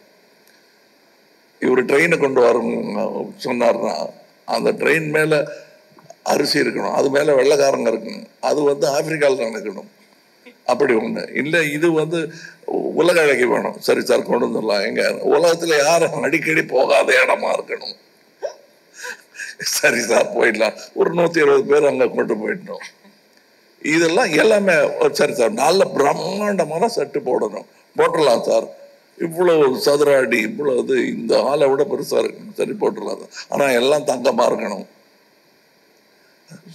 நடுவில் வைக்கிறதுக்கு நடுவில் வேணா கரன்சி நோட்டு வைக்கலாம் அப்படின்னா அந்த மாதிரி கேட்க கேட்க அதுக்கெல்லாம் இது ஒரு குப்பத்துல ஒரு சாங் எடுக்கலாம் அப்படின்னு முடிவு பண்றாரு. ஓஹோ சரி சீக்கிரம் முடிச்சிடுவாங்க 2 நாள்ல. அந்த குப்பத்துல இருக்கிற பில்டிங்குக்கெல்லாம் பெயிண்ட் அடிச்சு 1000 டான்சர்ஸா உங்களோட அத்தனைக்கும் ஈடு கொடுக்க வேண்டியது ப்ரொடக்ஷன்ஸ் தான். ஏன்னா அத்தனை பொங்கல், அத்தனை வடை, அத்தனை பாத்ரூம், இதெல்லாம் நீங்க கணக்குல எடுக்கிறது இல்லை. அத்தனை பேருக்கு ட்ரிப்பு, வீட்டுக்கு வண்டி போக, காலையில 5 மணிக்கு பிக்கப்பு டிராப்பு, அத்தனை மேக்கப் மேன், இதெல்லாம் யோசிச்சு பார்த்தா கொஞ்சம் பதட்டமா இருக்கும். ஐயோ இந்த தொழில் வேணாம்பா நமக்குங்கிற மாதிரி இருக்கும். இத்தனையும் தாங்கி பிடித்திருக்கும் தொழில்நுட்ப கலைஞர்கள். கேமரா டிபார்ட்மெண்ட்லயே என்னென்னமோ நாங்க கேள்விப்படாத மெஷின் எல்லாம் இப்ப எங்களுக்கு கட்டுப்படி ஆகாது. எப்படிங்கிறதுக்கு எங்களுடைய இதுக்கு முன்னாடி இருக்கிற வெற்றிகள் தான் காரணம்னு நான் நம்பிக்கிட்டு இருக்கேன். Beautifully set sir. இப்போ எங்களுடைய மீடியா ஃப்ரெண்ட்ஸ், சார் வணக்கம். சாரி உங்களுடைய கேள்விக்கு முன்னாடி Siddharth just wants to say something. Hello, check. Sorry, I'll just take a minute. இது வரைக்கும் பாவனா சாரியும் 2 சார்ஸையும் கேட்ட கேள்வியில உங்களுக்கு நிறைய விஷயங்கள் இந்த படத்துல எல்லாருக்கும் இருந்த கஷ்டங்கள், அந்த கஷ்டங்களை எப்படி தாண்டி வந்தாங்க, அதை தாண்டி எவ்வளவு பெரிய ஒரு முதலீடு, எவ்வளவு பெரிய செலவு, எவ்வளவு பெரிய ஒரு விஷன் அண்ட் ஆம்பிஷன் அப்படிங்கறதுலாம் நீங்க கேட்டீங்க. முக்கியமா இந்த இந்தியன் 2 படம், இந்தியன் 1 ஒரு செகண்டுக்கு மறந்துருங்க.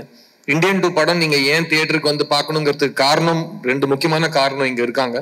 பட் அதை தாண்டி இந்த படம் பேசுற சமூக கருத்து, இந்த படம் பேசுற சமூக அக்கறை, அது ரொம்ப ரொம்ப ஒரு ரிஃப்ரெஷிங்கா முக்கியமான ஒரு ஸ்டாண்ட் பாயிண்ட், ஒரு பாயிண்ட் ஆஃப் வியூவா நான் கருதுறேன். ஸோ இப்போ இருக்கிற யங்ஸ்டர்ஸ், நீங்களாம் எங்களை மாதிரி தியேட்டர்ல போய் இந்தியன் 1 பார்க்கல இல்லையா? ஸோ அது ஒரு செகண்டுக்கு மறந்துருங்க. இந்தியன் 2 தியேட்டர்ல பாக்குறப்போ உங்களுக்குள்ள எங்களுக்கு எப்படி இந்தியன் 1 பாக்குறப்போ ஒரு கோபம் எழுந்துச்சோ, சிஸ்டத்தை ஒண்ணுமே பண்ண முடியாதா, ஒரு தனிப்பட்ட மனிதனா, ஒரு சாதாரண குடிமகனா உங்களால என்ன பண்ண முடியுங்கிற கேள்வி எல்லாத்துக்கும் இந்த படத்துல இவங்களோட வாழ்க்கையில இருக்கிற அனுபவத்தை வச்சு இவங்க ஒரு கதை சொல்லியிருக்காங்க. அண்ட் அது நான் ரொம்ப இன்ஸ்பைரிங்கா, ஆஸ் அன் ஆக்டர் எனக்கு ரொம்ப இன்ஸ்பைரிங்கா இருந்துச்சு. அண்ட் டெஃபினட்டா வரப்போற தலைமுறைக்கும் இந்த இந்தியன் 2 பேசுற இந்த சமூக அக்கறை, ஒரு இண்டிவிஜுவல் சிட்டிசனோட ரெஸ்பான்சிபிலிட்டிஸ், இது எல்லாமே ரொம்ப அழுத்தமா சொல்லியிருக்காங்க. So please come to the theatre on July 12th for these 2 legends, but also to see a new cinema and to see இது வரைக்கும் நீங்க பார்க்காத, இப்ப எல்லாரும் ஊழல் பத்தி நிறைய படம் எடுத்துட்டோம்னு சொல்றாங்க, பட் ஊழலை பத்தி இந்த அளவுக்கு 0 டாலரன்ஸோட எடுக்கப்பட்ட படம் Indian 2. I can guarantee you it will be a very memorable and refreshing experience for you.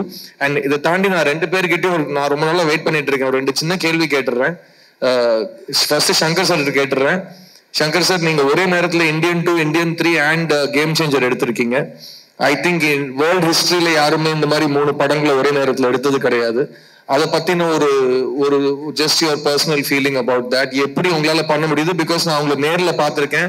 Our voice கூட ரைஸ் பண்ண மாட்டாருங்க, அவர் செட்ல கத்தியே பேச மாட்டாரு. ஆனா அவர் வந்து அந்த ஒரு ரூலர் மாதிரி செட்டை நடத்துவார், ஒரு எம்பரர் மாதிரி நடத்துவார். ஆனா எங்குமே ஒரு கோஷமே இல்லாம அவர் பண்ணுவார். It's unbelievable. அண்ட் நான் நேர்ல பாத்திருக்கேன். So daily Shankar sir set நாங்க பாக்குறப்ப எப்படி இருக்கும், உங்களுக்கு டெய்லி எல்லா செட்டுமே அப்படி இருக்கிறது. How to you deal with it and what is your experience sir? இது நான் எதிர்பார்க்கவே இல்லை ஆக்சுவலாக, இப்படி ஒரு சுச்சுவேஷன் வரும்ன்ட்டு. ஒரு படம் முடிச்சுட்டு தான் அடுத்த படம் பண்ணுங்கிறது தான் என்னோட பாலிசி. ஆனால் சூழ்நிலை வந்து ஒரே நேரத்தில் 2 படம், அந்த இது வந்து 3 படமாக வர பார்ட் 3 வர ஆயிடுச்சு. சுச்சுவேஷன் வந்துருச்சு. லைக் ஓகே, நீச்சல் அடிச்சு தான் அவனை எதிர் நீச்சல் அடிச்சு அவனை குதிச்சாச்சு. ஸோ நான் நீச்சல் அடிச்சிட்டு இருக்கிறேன். அதில் மெயினாக எனக்கு என்ன அட்வான்டேஜ்னா, இந்த கரோனா பீரியடில் வந்து எப்போ வேணால் இந்தியன் எப்போ ஸ்டார்ட் ஆகும்னு தெரியல. ஆனால் ஒரு வேளை ஸ்டார்ட் ஆச்சுன்னா நம்ம தயாராக இருக்கணும்ட்டு இந்த கரோனா பீரியட் பூரா உட்காந்து இந்தியனுக்கு உண்டான எல்லா வேலைகளையும் முடிச்சுட்டேன். ரைட்டிங் ஒர்க்கு, அப்புறம் ப்ராப்பர்ட்டிஸ் லிஸ்ட்டு, காஸ்டியூம்ஸு, என்னென்ன ப்ரீ ப்ரொடக்ஷன் ஒர்க் இருக்கோ எல்லாத்தையும் முடிச்சு வச்சுட்டேன். நேராக போனால் கேமரா பறித்து ஷூட் பண்ண வேண்டியதான். அந்த அளவுக்கு நான் தயாராகிட்டு அப்புறமும் எனக்கு டைம் இருந்ததுனால நான் வேறு சில கதைகள்லாம் பண்ணேன்.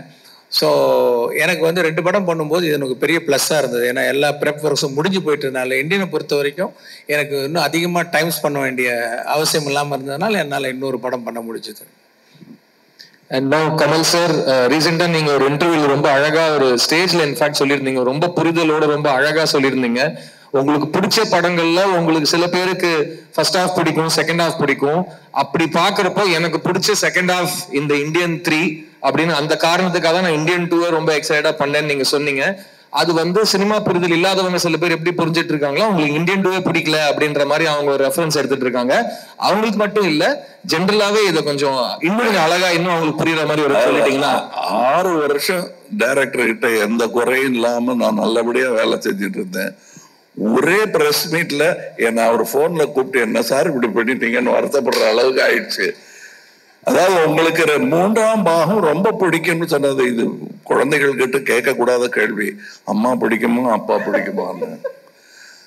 2 பேரும் இல்லைன்னா குழந்தையே கிடையாது. அதை நீங்க ஞாபகம் வச்சுக்கோங்க. இது 2ம் ஒரு பாகம் தான். எனக்கு இது பிடிக்குது, ஒரு சீன் பிடிச்சிருக்கு அப்படின்னு நான் சொல்லிட்டா, அதனால மற்ற சீன்லாம் எனக்கு பிடிக்கலைங்கிற அர்த்தத்தை நண்பர்கள் எடுக்க முடியாது. நல்ல நண்பர்கள், நல்ல விமர்சகர்கள் அந்த அர்த்தத்தில் அதை எடுத்துக்க முடியாது, எடுத்துக்க கூடாது என்பதுதான் என்னுடையது. நல்லா வந்திருக்கு. எனக்கு இன்னும் ஆர்வம் என்னன்னா, இந்தியன் 3 இப்பதான் ஜூலை 12 ரிலீஸ் முடிவாயிடுச்சு. எனக்கு இந்தியன் 3 ரிலீஸ் டேட்டுக்கு நோக்கி ஓடிக்கிட்டு இருக்கு என் மனசு. அதை நீங்க யாரும் தடுக்க முடியாது, டைரக்டரே தடுக்க முடியாது. ஏன் நானா எடுக்க சொன்னேன் 3 எடுத்துட்டீங்க. எனக்கு இப்ப அது மேல ஆசை வந்துருச்சு. அதுக்கு நான் என்ன பண்றது? அதான் நாங்க அப்ப ஃபர்ஸ்ட் சாம்பார் தான் பிரமாதமா இருந்தது இல்லைங்கள, ரசமும் நல்லாதான் இருந்தது. பாயசத்தை நோக்கி என் மனசு பாய்கிறது என்றால் அதற்கு நீங்க என்னை கோவிக்க கூடாது. இதுதான் உண்மை. இன்னும் நான் இந்த பிரஸ் மீட்டை வந்து இந்தியன் 3 பிரஸ் மீட்டா ஆக்க விரும்பல. ஏன்னா எனக்கு பிடித்த சம்பவங்கள் நிறைய அதிலும் இருக்கிறது, இதிலும் இருக்கிறது. இந்தியன் 2, இந்தியன் 3 எது பிடிக்கும் நீங்க என்ன கேட்டீங்கன்னா, எனக்கு இந்தியன் 4 தாங்க பிடிக்கும். ஏன்னா இந்த பாயசத்தை ஆல்ரெடி எனக்கு ருசி காமிச்சிட்டாங்க, கொடுத்துட்டாங்க. இந்தியன் 4 நான் இருப்பேன், அந்த ருசியும் சீக்கிரமா காமிச்சிருங்க, சந்தோஷமா இருக்குங்கிற ஒரு நம்பிக்கை தான். அங்க சுபாஸ்கரன் அவர்கள் பேனா கேப்பை திறந்து செக் புக்கு கொண்டு வந்து சைன் பண்றது எனக்கு தெரியுது, மனசு ஞான திருஷ்டியில தெரியுது. லைட்டா இப்ப வர்மக்கலை இவர் கையாளுவாருன்னு நினைக்கிறேன். சைலன்ஸ் அப்படின்னு சொல்லிட்டு டைம் ஃபார் யுவர் क्वेश्चंस. எங்களுடைய வணக்கம் சார். வணக்கம் சார். சார் நம்ம வந்து இல்ல சார் கொஞ்சம் ஏஞ்சி நின்னீங்கன்னா உங்களுக்கு தெரியும். அட்லீஸ்ட் எங்க இருக்கீங்கன்னா அங்க லைட் போட முடியுமா? கொஞ்சம் ஹவுஸ் லைட்ஸ் ஆன் பண்ண முடியுமா? கம் சார், கேட்டுறேன். Thank you sir. நம்ம நாமக்கல் கவிஞர் சொன்ன மாதிரி கத்தியின்றி ரத்தமின்றி யுத்தம் ஒரு வருதுன்னு சத்தியாகிரக பாணியில தான் நம்ம வந்து சுதந்திரம் வாங்கணும்.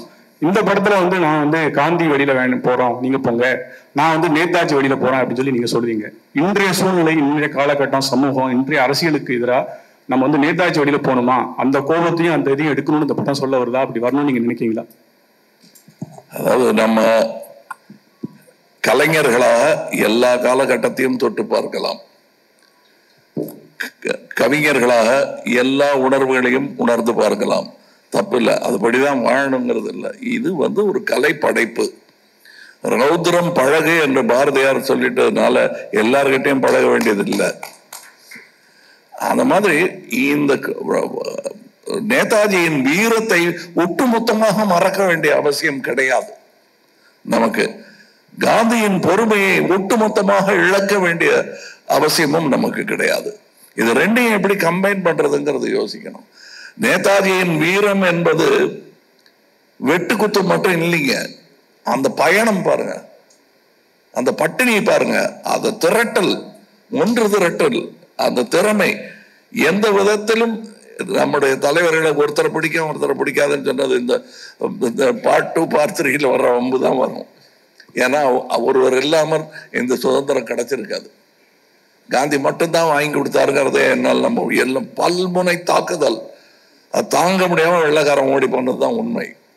ஒரு பக்கம் வன்முறை தாக்குதலும் இருந்தது, ஒரு பக்கம் அஹிம்சை தாக்குதலும் இருந்தது, சட்டபூர்வமான தாக்குதலும் இருந்தது. அத்தனைக்கும் மேலாக மக்கள் குரல் மேலே எழுந்தது. அது எனக்கு இந்த படத்தை பத்தி இவர் சொல்லும் போது எல்லாரும் இந்த பேன் இண்டியன் பிலிம்களா இது அப்படிங்கிறாங்க. Pan Indian thought, pan Indian குற்ற உணர்வு, பேன் இண்டியன் கடமை உணர்வு, பேன் இண்டியன் வீரம். தேவையான நேரத்தில் இதையெல்லாம் ஒன்றாய் குவிக்க வேண்டிய கடமை நமக்கு இருக்கிறது. அதனால இந்த படம் இதை மட்டும்தான் சொல்லுகிறதுன்னு நினைக்க கூடாது. நாம ஒரு ப்ரூஸ்லி படம் பார்க்கறோம்னா வெளியே உங்க மாமா மச்சான மூஞ்சில மீதின்றது அல்ல அதோட கருத்து. அது அப்படி பாருங்க, ஒரு கலையை எப்படி எல்லாம் கொண்டு போயிருக்கான் அந்த ஆள் ரசிச்சுட்டு வீட்டுக்கு எல்லாரோடையும் உட்காந்து சந்தோஷமா விருந்து சாப்பிட்டுட்டு அதை விமர்சனப்படுத்த வேண்டும். இது ஒரு கலை படைப்பு. இதில் உங்களுக்குள் இருக்கும் வில்லனை சுட்டி காட்டுவதுதான் படத்தில் வரும் வில்லனே. எல்லாருக்குள்ளேயும் ஒரு வில்லன் இருக்கு, ஒரு ஒரு கான்சியன்ஸ். வேணா செய்யாதேன்னு நீங்க தவறுகளே செய்யும் பொழுது ஒரு குரலுக்கு நீங்கள் செவிசாய்க்க மறந்ததுனால்தான் அந்த தவறே நிகழ்ந்திருக்கும். தடிக்கு விழுறதுல இருந்து தற்கொலை பண்ணிக்கிறதுல இருந்து எதை எடுத்துக்கிட்டாலும் நீங்க உங்கள் மனசில் சொல்லிக்கொண்டே இருக்கும் ஒரு நியாயமான குரல், வேண்டாம் இதை செய்யாதேன்னு. நல்லது செய்யும் போதும் பல சிக்கல்கள் நமக்கு வரும்போதும் இல்லை செய்யுங்கன்னு அப்படி சொன்னதுனாலதான் சங்கர் பார்ட் 2 பார்ட் 3 எடுக்கிறாரு. உள்ள ஒரு குரல் சொல்லிக்கிட்டே இருக்கு அவருக்கு. வேண்டாம் இந்த வம்ப விஷப்பரீட்சை எதுக்குன்னு கூட 4 பேர் சொன்னா கூட அதை விஞ்சி அந்த கருத்தை ஏற்றுக்கொள்ளுதல். அது மாதிரி வன்முறை நமக்குள்ள இருக்கும். கோபம், நாக்க வெட்டணையா அப்படிங்கிறதெல்லாம் செஞ்சு பார்க்க கூடாது, சொல்லி பார்க்கலாம், செஞ்சு பார்க்க கூடாது. அந்த மாதிரி கலையில் அதை சொல்லி காட்டுவது தானே தவிர ரொம்ப சீரியஸா நீங்க எடுத்துக்கூடாது வன்முறையை எஸ்பெஷலி. சார் வணக்கம், ரோஹிணி ஃப்ரம் கோகுதம். சங்கர் சார், இந்த கேள்வி உங்களுக்காக. ஆஃப்டர் இந்தியன் 2 ட்ரெய்லர் ரிலீஸ் ஆன பிறகு சோஷியல் மீடியால கிடைச்ச ரிவ்யூஸை எப்படி பாக்குறீங்க? பிளஸ் 90s கிட்ஸ் இந்த படத்தை, அதாவது பார்ட் 1 ரீவிசிட் பண்ணிட்டு வரணுமா வேணாமா? இல்லை, சோஷியல் மீடியா அதை நம்ம அக்செப்ட் பண்ணி தான் ஆகணும். ஏன்னா அதில் வர நல்ல விஷயங்கள் எடுத்துக்கணும், நெகட்டிவிட்டி சில தேவையில்லாத விஷயங்கள் நம்ம அவாய்ட் பண்ணிடணும். மெயினாக சோஷியல் மீடியாவில் நெகட்டிவான விஷயங்கள் வரும்போது அதனுடைய யூசர் நேம் அந்த ப்ரொஃபைலுக்குள்ளே போய் பார்த்தா அவங்க யாருன்னு தெரியுது. ஸோ அதில் எந்த அளவுக்கு உண்மை இருக்கா இல்லை வேணும்னுட்டு நெகட்டிவிட்டி பரப்புகிறாங்களான்றது புரிஞ்சிக்க முடியுது. ஸோ அதை நம்ம அண்டர்ஸ்டாண்ட் பண்ணிவிட்டு அதை எப்படி பேலன்ஸாக எடுத்துக்கணுன்றது புரியுது. அடுத்தது என்ன கேட்டீங்க? இந்த படத்தை ரீவிசிட் பண்ணிட்டு வரணுமா, இந்தியன் 1 ரீவிசிட் பண்ணணுமான்னு கேட்டேன். பண்ணாலும் நல்லதுதான், பண்ணாம வந்தாலும் இந்த படம் ஒர்க் ஆகும். கமல் சார், சங்கர் சார் உங்களுக்கு ஒரு கேள்வி. சொல்லுங்க. இந்த மாசம் 30ஆம் தேதி வந்தா ஜென்டில்மேன் ரிலீஸ் ஆகி 31 வருஷம் நிறைவடையுது. 31 வருஷத்துல உங்களுடைய நிறைய ஆசைகள் நிறைவேறி இருக்கும். நிறைவேறாத ஆசைகள் ஏதாவது பட்டியல் சொல்ல முடியுமா? நடிகர் திலகத்தை இயக்காதது உள்பட. இல்லை, நிறைய இருக்குங்க. நிறைவேறாததை விட நிறைவேறதை நினைச்சு நான் ரொம்ப சந்தோஷப்படுறேன். அதில் மெயினாக கமல் சாரோட 2 படம் பண்ணிட்டேன். இப்போ அது மூணு படம் ஆயிடுச்சு. வேற என்னங்க வேணும்? நிறைவேறதை வச்சு நான் சந்தோஷப்படுறேன். கமல் சார் இந்தியன் ஃபர்ஸ்ட் பாட்டில் வந்து உங்களுக்கு 3 ஜோடி இருந்தது. இதுல 3 அழகான ஹீரோயின் இருந்தும் உங்களுக்கு ஜோடி இல்லை, அது உங்களுக்கு வருத்தம் இருக்கு? அதாவது என்னுடைய ஜோடி அப்படிங்கிறது வந்து ஒரு பெண்ணாகத்தான் இருக்க வேணுங்கிறது இல்லை. ஏன்னா காரணம், கல்யாணத்தோட முடிஞ்சு போயிடாது வாழ்க்கை. ஒரு இளைஞன் அப்படிங்கிறதோட முடிஞ்சு போயிடாது. இப்ப எல்லாருமே தாத்தா வராருன்னு சொல்றத சந்தோஷமா ஏத்துக்கிட்டு இருக்கேன். அதுக்கு முன்னாடியே வித்து போட்டவரு சங்கர், அவருக்கு நன்றி சொல்லணும். மணிரத்னத்துக்கு நன்றி சொல்லணும். 30 வயசு 35 வயசுக்குள்ள என்னை இந்த மாதிரி வேஷங்கள் போட்டதுனால வயோதிக பயம் என்பதை இந்த இருவரும் வைத்தியம் பண்ணி நீக்கிட்டாங்க என்கிட்ட. இதுக்கு இதை விட பெரிய பயம் ஒரு கதாநாயகனுக்கு எதுவுமே இருக்க முடியாது. ஐயோ, இந்த மாதிரி இளவட்டங்கள்லாம் வர்றாங்களே, சுத்தி நான் ஒரு மரத்தை சுத்தினா 3 மரத்தை சுத்தி ஆடுறானே இருந்தாலு அப்படிங்கிற பயமெல்லாம் இல்லாமல் பெருந்தன்மையுடன் they made me age gracefully in my mind. அதனால எனக்கு ஜோடி இல்லைன்னு இவங்களுக்கெல்லாம் நல்லா ஜோடியை பார்த்து கல்யாணம் பண்ணி தலையெல்லாம் அரிசி ஏறுற அளவுக்கு அச்சதை போட்டு இதெல்லாம் பார்க்கணும்னு ஆசை வரவழைச்சிட்டாங்க அவங்க. அதுக்கு நன்றி தான் சொல்லணும். ஜோடி இல்லையான்னு எத்தனை நாள் தான் வருத்தப்பட்டு இருக்கிறது. ராமானுஜாச்சாரியோடைய ஜோடி அந்த திருவரங்கம் தான். என்ன திடீர்னு பக்தி பேசுறேன்? நான் எல்லாம் பேசுவேன். அது அவருக்கு ஜோடி இல்லையே அப்படின்னா அதெல்லாம் ஒரு வாழ்க்கையில் ஒரு கட்டம். அதை நான் ரொம்ப ரசிச்சேன். இதுல எனக்கு ரொம்ப பிடிச்சிருந்தது இந்த படத்தில். அதை போய் எத்தனை பாட்டு எத்தனை டான்ஸ் எல்லாம் கேட்டுட்டு இல்லாமா, எத்தனை குத்து, அதுல எத்தனை சத்து நீங்க படத்தை எடுத்தீங்க அப்படின்னு கேட்டாதான் சந்தோஷமா இருக்கு. எங்க ஒரு செக்யூர் ஆக்டர்னு கேள்விப்பட்டிருக்கீங்கல்ல, இவ்வளவு செக்யூர் ஆக்டர் நான் உலகத்துல பார்த்தது கிடையாது, பார்க்கவும் மாட்டேன். அவர் இருக்கிற ஒரே காரணத்துக்காக தான் நான் ஷூட் பண்ண எல்லா ஷாட்டும், நான் பேசின எல்லா வசனமும் படத்துல இருக்கு. அவர் அவ்வளவு செக்யூரான ஒரு actor. So please in every way Kamal sir மாதிரி ஒரு கோ ஆக்டர்லாம் it's impossible to see. Because அவர் சினிமா தான் ஃபர்ஸ்ட் பெடஸ்டல்ல வைக்கிறாரு, தன்னை வச்சுக்கவே மாட்டாரு. அதுதான் அவரோட மிகப்பெரிய பெருந்தன்மை. And thank you Kamal sir for the democracy you brought to this set. Thank you so much. எனக்கு மட்டும் இந்த படத்துல நடிச்சவங்க எல்லாருக்கும் அவர் டெமோக்ராட்டிக்கா இருந்திருக்காரு. அண்ட் செட் வந்து ஒரு நியூ கமர்ஸோட செட் மாதிரி இருந்தது. It's unbelievable. So thank you sir. படங்கள்ல வசனங்கள் இருந்தாலே வந்து அரசியல் வசனங்கள் இருந்தாலே அதுக்கு நிறைய சென்சார் கொடுப்பாங்க. ஸோ இந்தியன் 2க்கு எத்தனை கட்டுகள் வந்து சென்சார் கொடுத்துருக்காங்க சார்? நீங்க ஆல்ரெடி வந்திருக்கேன். அது என்னென்ன கட்டு வந்து டயலாக் கட்ஸ் வந்துச்சு, கெட்ட வார்த்தைகள்லாம் வந்து நீக்க சொன்னாங்க. சில கிளாமரா இருக்கிற சில இதெல்லாம் கொஞ்சம் இது பண்ண சொன்னாங்க, லைக் கொஞ்சம் அவுட் ஃபோக்கஸ் பண்ண சொன்னாங்க. இவருக்கு நான் பதில் சொல்றதா நினைச்சிட வேண்டாம். சென்சாரோட எனக்கு எப்பவுமே ஒரு பேச்சுவார்த்தை நடந்துகிட்டே இருக்கும். நல்லபடியா தான், ஒன்றும் இல்லை. நான் சின்ன பிள்ளையா இருக்கும்போது ஸ்கூல்ல நிறைய கெட்ட வார்த்தை கவிதைகள் எழுதிட்டேன்னு ஒரு கம்ப்ளைண்ட் வந்தது வீட்டுக்கு. அது இதுல இருந்து தப்பிக்கவே முடியாது, என்ன வீட்டை விட்டே துரத்திடுவாங்கிற பயத்துல இருந்தேன். தகப்பனார ஊர்ல இருந்து வரவழைச்சிட்டாங்க எங்க அம்மா. இவர் அதெல்லாம் எடுத்து பார்த்தாரு, என்ன எழுதியிருக்கேன்னு. தமிழ் சந்தம் உதவி, தலையும் சீரும் சரியில்லைன்னாரு ஃபர்ஸ்ட். அதான் பாட்டெல்லாம் நல்லா இருக்கு, தலையும் சீரும் சரியில்லை. இல்லை இது கெட்ட வார்த்தையெல்லாம் எழுதியிருக்கேங்க. ஒண்ணு பண்ணு, நீ டாக்டருக்கு படி, இதெல்லாம் பாடமா மாறிடும் அப்படின்னாரு. நீ என்னென்ன வார்த்தைகள் யூஸ் படுத்திருக்கியோ இதெல்லாம் டாக்டருக்கு படிச்சேன்னா அது பாடமா மாறிடும் இல்லையா? உறுப்புகள் பெயரெல்லாம் அதுல சொல்லியிருப்பாங்க, அவ்வளவுதான் கெட்ட வார்த்தை, வேற என்ன கெட்ட வார்த்தை? இல்ல ஆண் மக்கள் தங்கள் செய்ய முடியாத தொழிலை பெண்கள் செய்யும் அந்த பொறாமையில அவங்க அந்த தொழிலை இழிவா பேசுறது தான் கெட்ட வார்த்தை. இவங்களால செய்ய முடிஞ்சிருந்தா அது கெட்ட வார்த்தையாவே மாறி இருக்காது. இவ்வளவுதான். இந்த கெட்ட வார்த்தைங்கிறதுக்கு வந்து நான் சென்சாருக்கு விடுக்கும் தூது. இது கலைஞன் ஒரு ஜெயகாந்தன் மாதிரியா இருக்கிற ஒரு எழுத்தாளர் தன் கதையை, தன் கேரக்டரை ஆழ பதிவு செய்வதற்கு இந்த கெட்ட வார்த்தைகள் மிகவும் பயன்படும். கெட்டதையும் நல்லதையும் பக்கத்துல வச்சாதான் இது உப்பு இது காரம்னு தெரியும். அதனால சென்சார் கிட்ட நான் விடுக்கும் வேண்டுகோள், இந்தியன் படத்துக்கு இல்ல, அதான் முடிச்சு சர்டிபிகேட் வாங்கிட்டு நினைக்கிறேன், நான் விடுப்பது இனி எழுதவிருக்கும் படங்களுக்கு. ஏன்னா நீங்க தடுத்துட்டதுனால என் பிள்ளைகள்லாம் தெருவில் கெட்ட வார்த்தை கேட்காம தப்பிச்சிருப்போம்.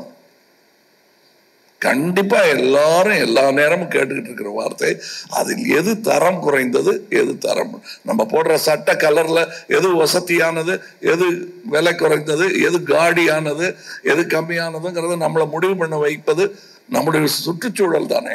அந்த மாதிரி இது நடக்கும். தயவு செய்து இப்ப இவர் காட்டுற வில்லன் இவர் அல்ல, ஆனா அந்த வில்லன் அவர் யோசிக்கிறாரு, இப்படி ஒருவன் இருப்பது சமுதாயத்திற்கு கேடு என்று. இதெல்லாம் அனுமதிக்கணும், காட்டணும். இன்னும் வன்முறையினால் வரும் வன்முறையை சந்தோஷமான நிகழ்வா படத்துல காட்டாம அது வலிக்கிற மாதிரி காட்சிகளா அதை காட்டினோம்னா வாழ்க்கையில நிகழாது. இது தூது, அவ்வளவுதான். சங்கர் சார், இந்தியன் 1, இந்தியன் 2 எது ரொம்ப சேலஞ்சிங்கா இருந்தது? கமல் சார், எஸ் ஜே சூர்யாவோட காம்பினேஷன் எப்படி வந்திருக்குன்னு சொல்லுங்க சார். சேலஞ்சிங் தாங்க. ஏன்னா மெயின் சேலஞ்சே பார்ட் 1 வந்துடுச்சு. அது என்ன கதாபாத்திரம், அவர் என்ன பண்ணுவார், எப்படி அட்டாக் பண்ணுவார், எல்லாமே ஓப்பன் சீக்ரெட். இதெல்லாம் மீறி பார்ட் 2 பண்ணணும்னா என்ன பண்ணுவீங்க நீங்கள்? ஸோ கிட்டத்தட்ட ஒரு 28 வருஷம் ஆச்சுன்னா ஒரு 20 வருஷமாக இந்த பார்ட் 2 கதை பண்ணணும்னு சொல்கிற உணர்வு இருக்குது. ஆனால் கதை அமையலை. ஏன்னா அதெல்லாம் தவிர்த்துட்டு சில விஷயங்களை தவிர்க்க முடியாது. ஸோ ஏற்கனவே பார்த்தது இல்லாமல் இந்த உணர்வை இறக்கி வைக்கணும் அப்படின்னும் போது இந்த கதையும் திரைக்கதையும் காட்சிகள் தான் பெரிய சேலஞ்சிங்காக இருந்தது. இன்னொன்று பார்ட் 1 வெறும் தமிழ்நாட்டை சுற்றி தான் நடக்கும் கதை. இது பார்ட் 2 இந்தியா பூரா விரியுது கதை. அப்படின்னும் போது நான் முடிஞ்ச வரைக்கும் அத்தனை ஸ்டேட்டையும் இந்த படத்தில் காட்டணும்னு நான் முயற்சி பண்ணியிருக்கேன், ஆல்மோஸ்ட் பண்ணியிருக்கேன். ஸோ அத்தனை ஸ்டேட்டையும் லொக்கேஷன் பார்த்து, அத்தனை ஸ்டேட்லேயும் பர்மிஷன் வாங்கி, அத்தனை ஸ்டேட்லேயும் ஷூட் பண்ணி கொண்டு வர்றது. ஸோ அது பெரிய சேலஞ்சிங்காக இருந்தது. மெயினாக ஆடியன்ஸ் ஏற்கனவே என்னுடைய படங்களை பார்த்துட்டு இதில் வரும்போது இன்னும் கொஞ்சம் ஏதாவது எதிர்பார்ப்பாங்க, அதை பூர்த்தி செய்யணுன்ற போது அது ஒரு பெரிய சேலஞ்சாக இருந்தது. சங்கர் சார், ஒரு கொஸ்டின் சார். அதான் நீங்கள் சாங் ரிலீஸ் ஆனதுக்கு அப்புறமே சோசியல் மீடியாவில் ட்ரெண்டிங்கில் இருந்தது. நீங்கள் இந்த சாங்கை ஏஆர் ரஹ்மான் சார்கிட்ட கேட்டிங்களா? இந்தியன் 2க்கு அப்ரோச் பண்ணீங்களா? ஏன்னா அவர் பண்ணியிருந்தா இன்னும் கொஞ்சம் பயங்கரமாக இருந்திருக்குங்கிறது ரொம்ப பெரிய டாப்பிக்காக போச்சு. எதனால அனிருத் சாரை சூஸ் பண்ணீங்க? நெக்ஸ்ட் நீங்கள் எப்போ படம் எடுத்தாலுமே ஊழலை பற்றியே எடுக்கிறீங்க, சமுதாயத்தில் வேற எதுவுமே இல்லையா அப்படிங்கிற மாதிரி நிறையா கமெண்ட்ஸ்லாம் நான் படித்தேன். அதை வச்சு தான் இந்த 2 கொஸ்டின் உங்கள்கிட்ட கேட்டிருக்கேன் சார். அது 2 கமெண்ட்ஸ். மெயினாக இப்போ 2.0 படம் முடிஞ்சு போச்சு.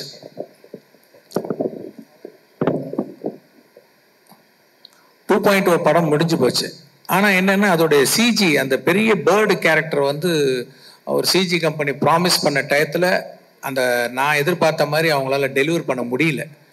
அப்படின்னும் போது அது அப்படியே படத்தில் விட்டால் அது கண்டிப்பாக ஸ்பாயில் பண்ணிவிடுன்றக்கா திருப்பி ஸ்க்ராட்ச்லேருந்து அந்த பேர்டை கிரியேட் பண்ண வேண்டிய ஒரு சுச்சுவேஷன் வந்துச்சு.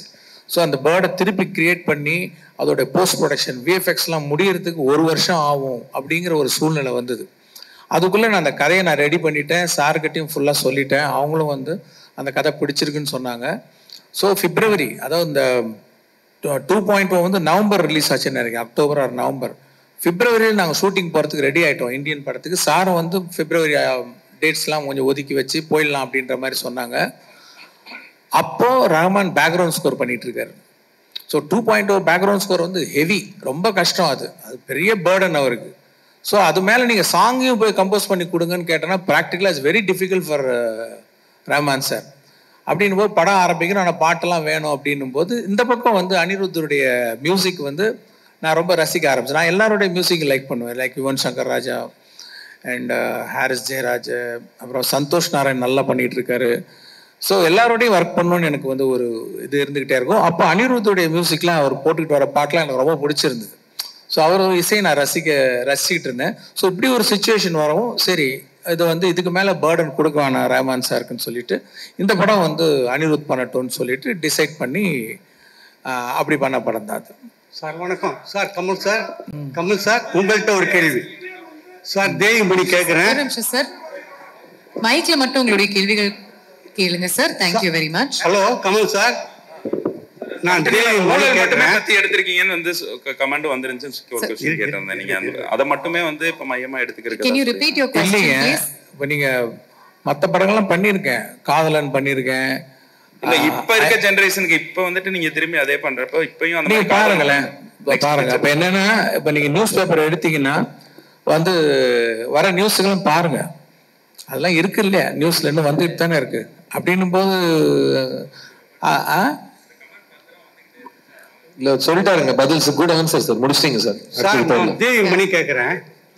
அதாவது இந்த மாதிரி சமூக விழிப்புணர்வு உள்ள படங்களை வந்து அரசியல் கட்சிகள் வந்து தங்களுடைய வளர்ச்சிக்கு பயன்படுத்திக்குவாங்க. இந்த இந்தியன் 2 படத்தை உங்களுடைய அரசியல் அதாவது மன்னிக்கணும், உங்களுடைய அரசியல் பயணத்துக்கு பயன்படுத்திக்கலாம். நான் மட்டும் இல்லைங்க, நேர்மையான எந்த அரசியல்வாதியையும் பயன்படுத்திக்கலாம். அத்தனை நல்ல அரசியல் இந்த படம் பேசுகிறது. அதாவது பேன் இண்டியன் படமான்னு கேட்கிறாங்க. கதாநாயகனே பேன் இண்டியன், அந்த கதையே பேன் இண்டியன். இந்தியா தான் இது, கதாநாயகி யாரும் இல்லையேன்னு கேட்டாங்க.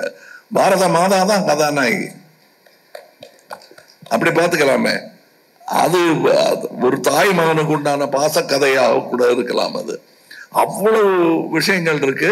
கண்டிப்பாக இது அரசியல் புரிதலும் உணர்வும் மக்களுக்கு வர வேண்டும் என்னும் ஒரு எண்ணத்தை மனதில் வைத்து எடுக்கப்பட்ட படம் தான். எனது கட்சிக்கு மட்டுமல்ல, அனைத்து கட்சிகளுக்கும் நல்ல யோசனை சொல்லக்கூடிய விஷயங்கள் இந்தியன் 2 இருக்கிறது. அதாவது மற்றவங்க எல்லாம் வந்து படம் பார்க்க வைக்கிறதுக்காக சொல்லல, நல்ல அரசியல் பண்ண வைப்பதற்காக சொல்லுகிறேன். அது நன்றி. அரசியல் சம்பந்தப்பட்ட எந்த கேள்வியும் வேண்டாம். ரிகார்ட்ஸ் டு தி மூவி நீங்க கேள்விகள் நான் கேட்கறப்ப சொல்றீங்க, நான் கேட்கிறேன். சங்கர் சார், இந்த படம் அதாவது இந்தியன் வந்து அரசியல்வாதிகள் அதிகாரிகளோட ஊழலையும் குறையையும் தப்பையும் சொல்ல படம். ஆனா இப்போ ஒரு அரசியல்வாதியே இந்தியன் 2ல நடிக்க வச்சிருக்கீங்க. அப்ப சார் அரசியல் இல்ல, எப்படி ஹேண்டில் பண்ண கஷ்டமா இல்லையா உங்களுக்கு சாரா? நான் அப்படிலாம் இல்லைங்க. நான் காமன் மேன் பாயிண்ட் ஆஃப் வியூல தான் படம் எடுக்கிறேன், கதை எழுதுறேன். அந்த பாயிண்ட் ஆஃப் வியூல தான் நான் எடுத்திருக்கேன். Okay, thank you very much. Shalini here. Sir, இந்த क्वेश्चन வந்து ரெண்டு பொதுவான क्वेश्चन. இந்தியன் 1 வரும்போது இந்தியா எப்படி இருந்துச்சு, இந்தியன் 2 இப்ப வரும்போது இந்தியா எப்படி இருக்குன்னு நினைக்கிறீங்க? ஈவன் சங்கர் சாரும் இதுக்கு பதில் சொல்லலாம், கமல் சாரும் இதுக்கு பதில் சொல்லலாம். எஸ்பெஷலி சங்கர் சாரோட ஆரம்ப கால படங்கள்ல இருந்து அவரோட படங்கள்ல வந்து இந்த கரப்ஷன் இது மேல ஒரு கோபம் இருக்கும். நீங்க இது பர்சனலா வந்து பாதிக்கப்பட்டிருக்கீங்களா?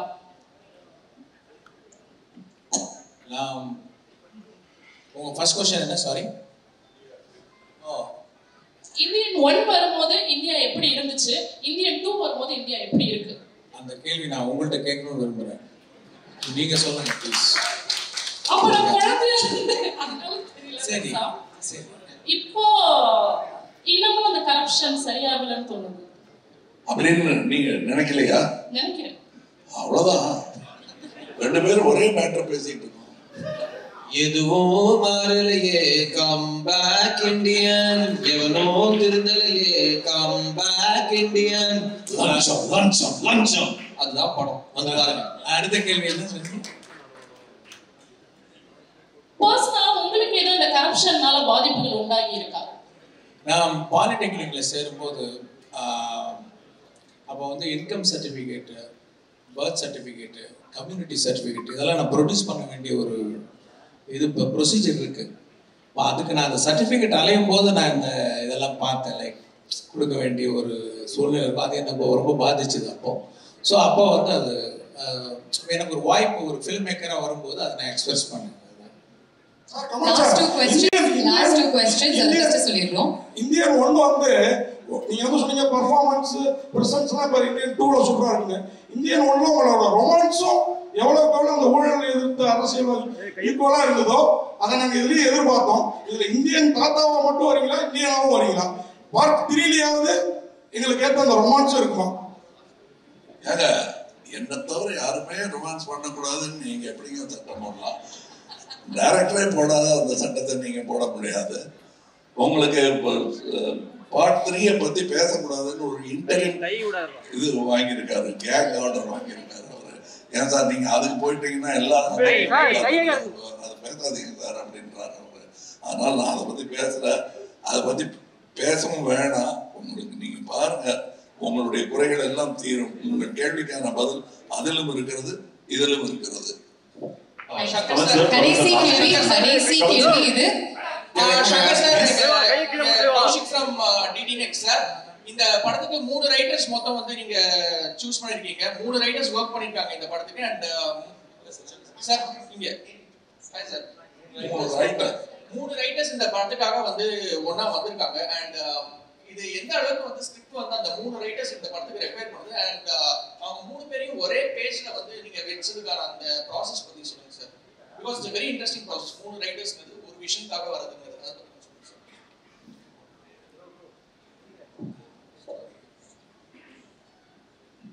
இப்போ என்னென்ன தேடுறது தாங்க. லைக் வந்து நான் ஒரு கதை ஒன்று எழுதுகிறேன். எனக்கு வந்து என்னோட எக்ஸ்பிரஷன் மட்டும் பத்தலை. ஏன்னா நான் படித்த புஸ்தகங்கள், நான் கேள்விப்பட்ட விஷயங்களை பேஸ் பண்ணி நான் ஒரு கதையும் ஒரு திரைக்கதை ஒன்று எழுதுகிறேன். அது ஒரு வசன வடிவாக வரும்போது அது இன்னும் ஒரு நல்ல ஒரு எழுத்தாளர், இன்னும் நிறைய படித்த வந்து வேற ஒரு விதமாக வந்து எல்லாத்தையும் பார்க்குற ஒரு எழுத்தாளர் கிட்ட போயிட்டு வரும்போது, இல்லாட்டி எல்லாமே என் குரலாக இருக்கும். ஒரு ரைட்டர்கிட்ட போயிட்டு வரும்போது ஒவ்வொரு கதாபாத்திரத்துக்கு வேற வேற குரல் ரொம்ப ஒரு அழகாக வரும். அந்த ஒரு காரணத்துக்காக தான் நம்ம வந்து ஒரு ரைட்டர்கிட்ட கொடுக்குறோம். அவங்க அதை பண்ணி கொடுக்குறாங்க.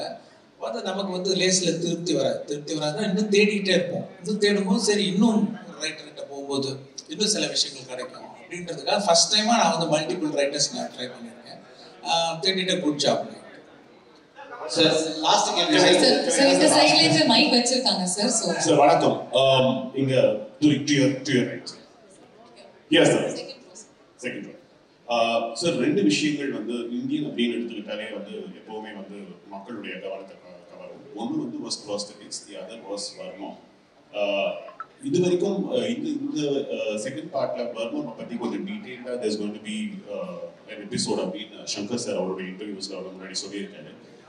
இதுக்காக நீங்க எடுத்துக்கிட்ட மெனக்கெடல் இந்த பாட்டுல உங்களுடைய வர்மத்துக்காக நீங்க பண்ண வேண்டிய ட்ரைனிங் அதை பத்தி if you can throw light on it. நிறைய கதையிலே இருக்கு. எங்க வரும்னு கேட்காதீங்க, அது பேச முடியாது. கதையிலேயே எங்கிருந்து இவன் கற்றான், எதனால் இதை கற்றான், யார் கற்றுக் கொடுத்தார்கள், இந்த விஷயங்கள்லாம் இருக்கு கதையில. அது பகுதியாக சொல்லப்பட்டிருக்கிறது. என்னை பொறுத்தவரைக்கும் அதுல ஊடகங்கள் சொல்லியிருக்கேன். இது எல்லாரையும் பாதிக்கிற விஷயங்கிறதுனால இதோட பேசணும் நடத்திடுறேன். கள்ளச்சாராயம் வருவதற்கான காரணமே மது விலக்குத்தான். வள்ளுவர் வந்து மது விலக்கை பத்தி எழுதுறாருன்னா அப்பவே இருந்திருக்காது பெருசா. இந்த மத விலக்கி வச்சுட்டா அவனே மனதில் முடிவு செய்ய வேண்டும், இது உடம்புக்கு கெடுதல் என்று. விஷம் இதுதான், நெருப்பு இதுதான், இதை தொடக்கூடாது, இதை உண்ணக்கூடாது என்பது உணர்வு பொது வெளியில் வர வேண்டும். அப்பதான் இது போகுமே தவிர மது விலக்கு பண்ணி வச்சுக்கிட்டா கள்ளச்சாராயம் மிகும். அதனால் கள்ள சந்தை பெருகும், கள்வர்கள் பெருகுவார்கள். உலகநாயகன் கமலஹாசன் நாங்க வந்து ஃபியூச்சர்லாம் நாங்க கேட்டு இருக்கோம். இப்போ வந்து உலகநாயகன் தாத்தான்னு ட்ரெண்டிங் போயிட்டு இருக்கு. நீங்க கூட ஸ்டேஜ்ல சொன்னீங்க, நான் இப்போ கூட தாத்தா தான் என் பொண்ணு மனசு வச்சான்னு சொன்னீங்க. ஏன் சார் அது மாதிரி சொன்னீங்க? சொல்லக்கூடாதுங்கிறீங்களா? சொல்லலாம் சார். நீங்க அதாவது இதெல்லாம் நீங்க பண்ணி வைக்கிற கோளாறு தான்.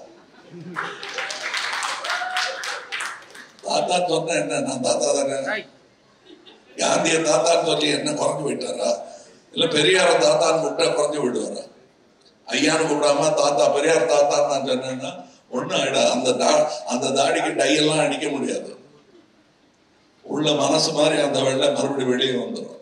அதனால தாத்தாவா இருக்கிறதுக்காகத்தான் நாம பயிற்சி எடுத்துக்கிட்டே இருக்கோம். நீங்களும் எடுத்துக்கிட்டோம். நாளை அது நடந்தே தீரும். இந்த क्वेश्चन லாஸ்ட் இந்த क्वेश्चन உங்களுக்கு மட்டும் எடுத்து கேட்கலாம். தயாரிப்பாளர் சங்கத்துல சார் சார் அவங்க வந்து இவ்வளவு நேரம் உட்கார்ந்துகிட்டு இருக்காங்க, அவங்க பயந்துறாதீங்க. கையில மைக் இல்லைன்னா எந்த அவசரத்துல பேசணுமோ அந்த வால்யூம்ல பேசிட்டு இருக்கீங்க. மைக் இருக்கு, கொஞ்சம் பார்த்து. நடிகருக்கு தடை விதிச்சிருக்காங்க. அந்த லிஸ்ட்ல வந்து கமல் சாரும் இருக்காரு. இது எப்படி பாக்குறீங்க? 4 நடிகருக்கு நடிக்க கூடாதுன்னு ஒரு தடை வந்திருக்கு. அவங்க தகவல் கொடுத்திருக்காங்க. அவரா நீங்க அப்படின்னு நான் வடிவேலு டயலாக் சொல்லிட்டு அதோட நிறுத்திக்கிறேன். இது வந்து மின்யன் 2க்கானது. இது பக்கத்துலதான் அந்த பில்டிங். அங்க போய் உட்கார்ந்து அது பேசலாம்.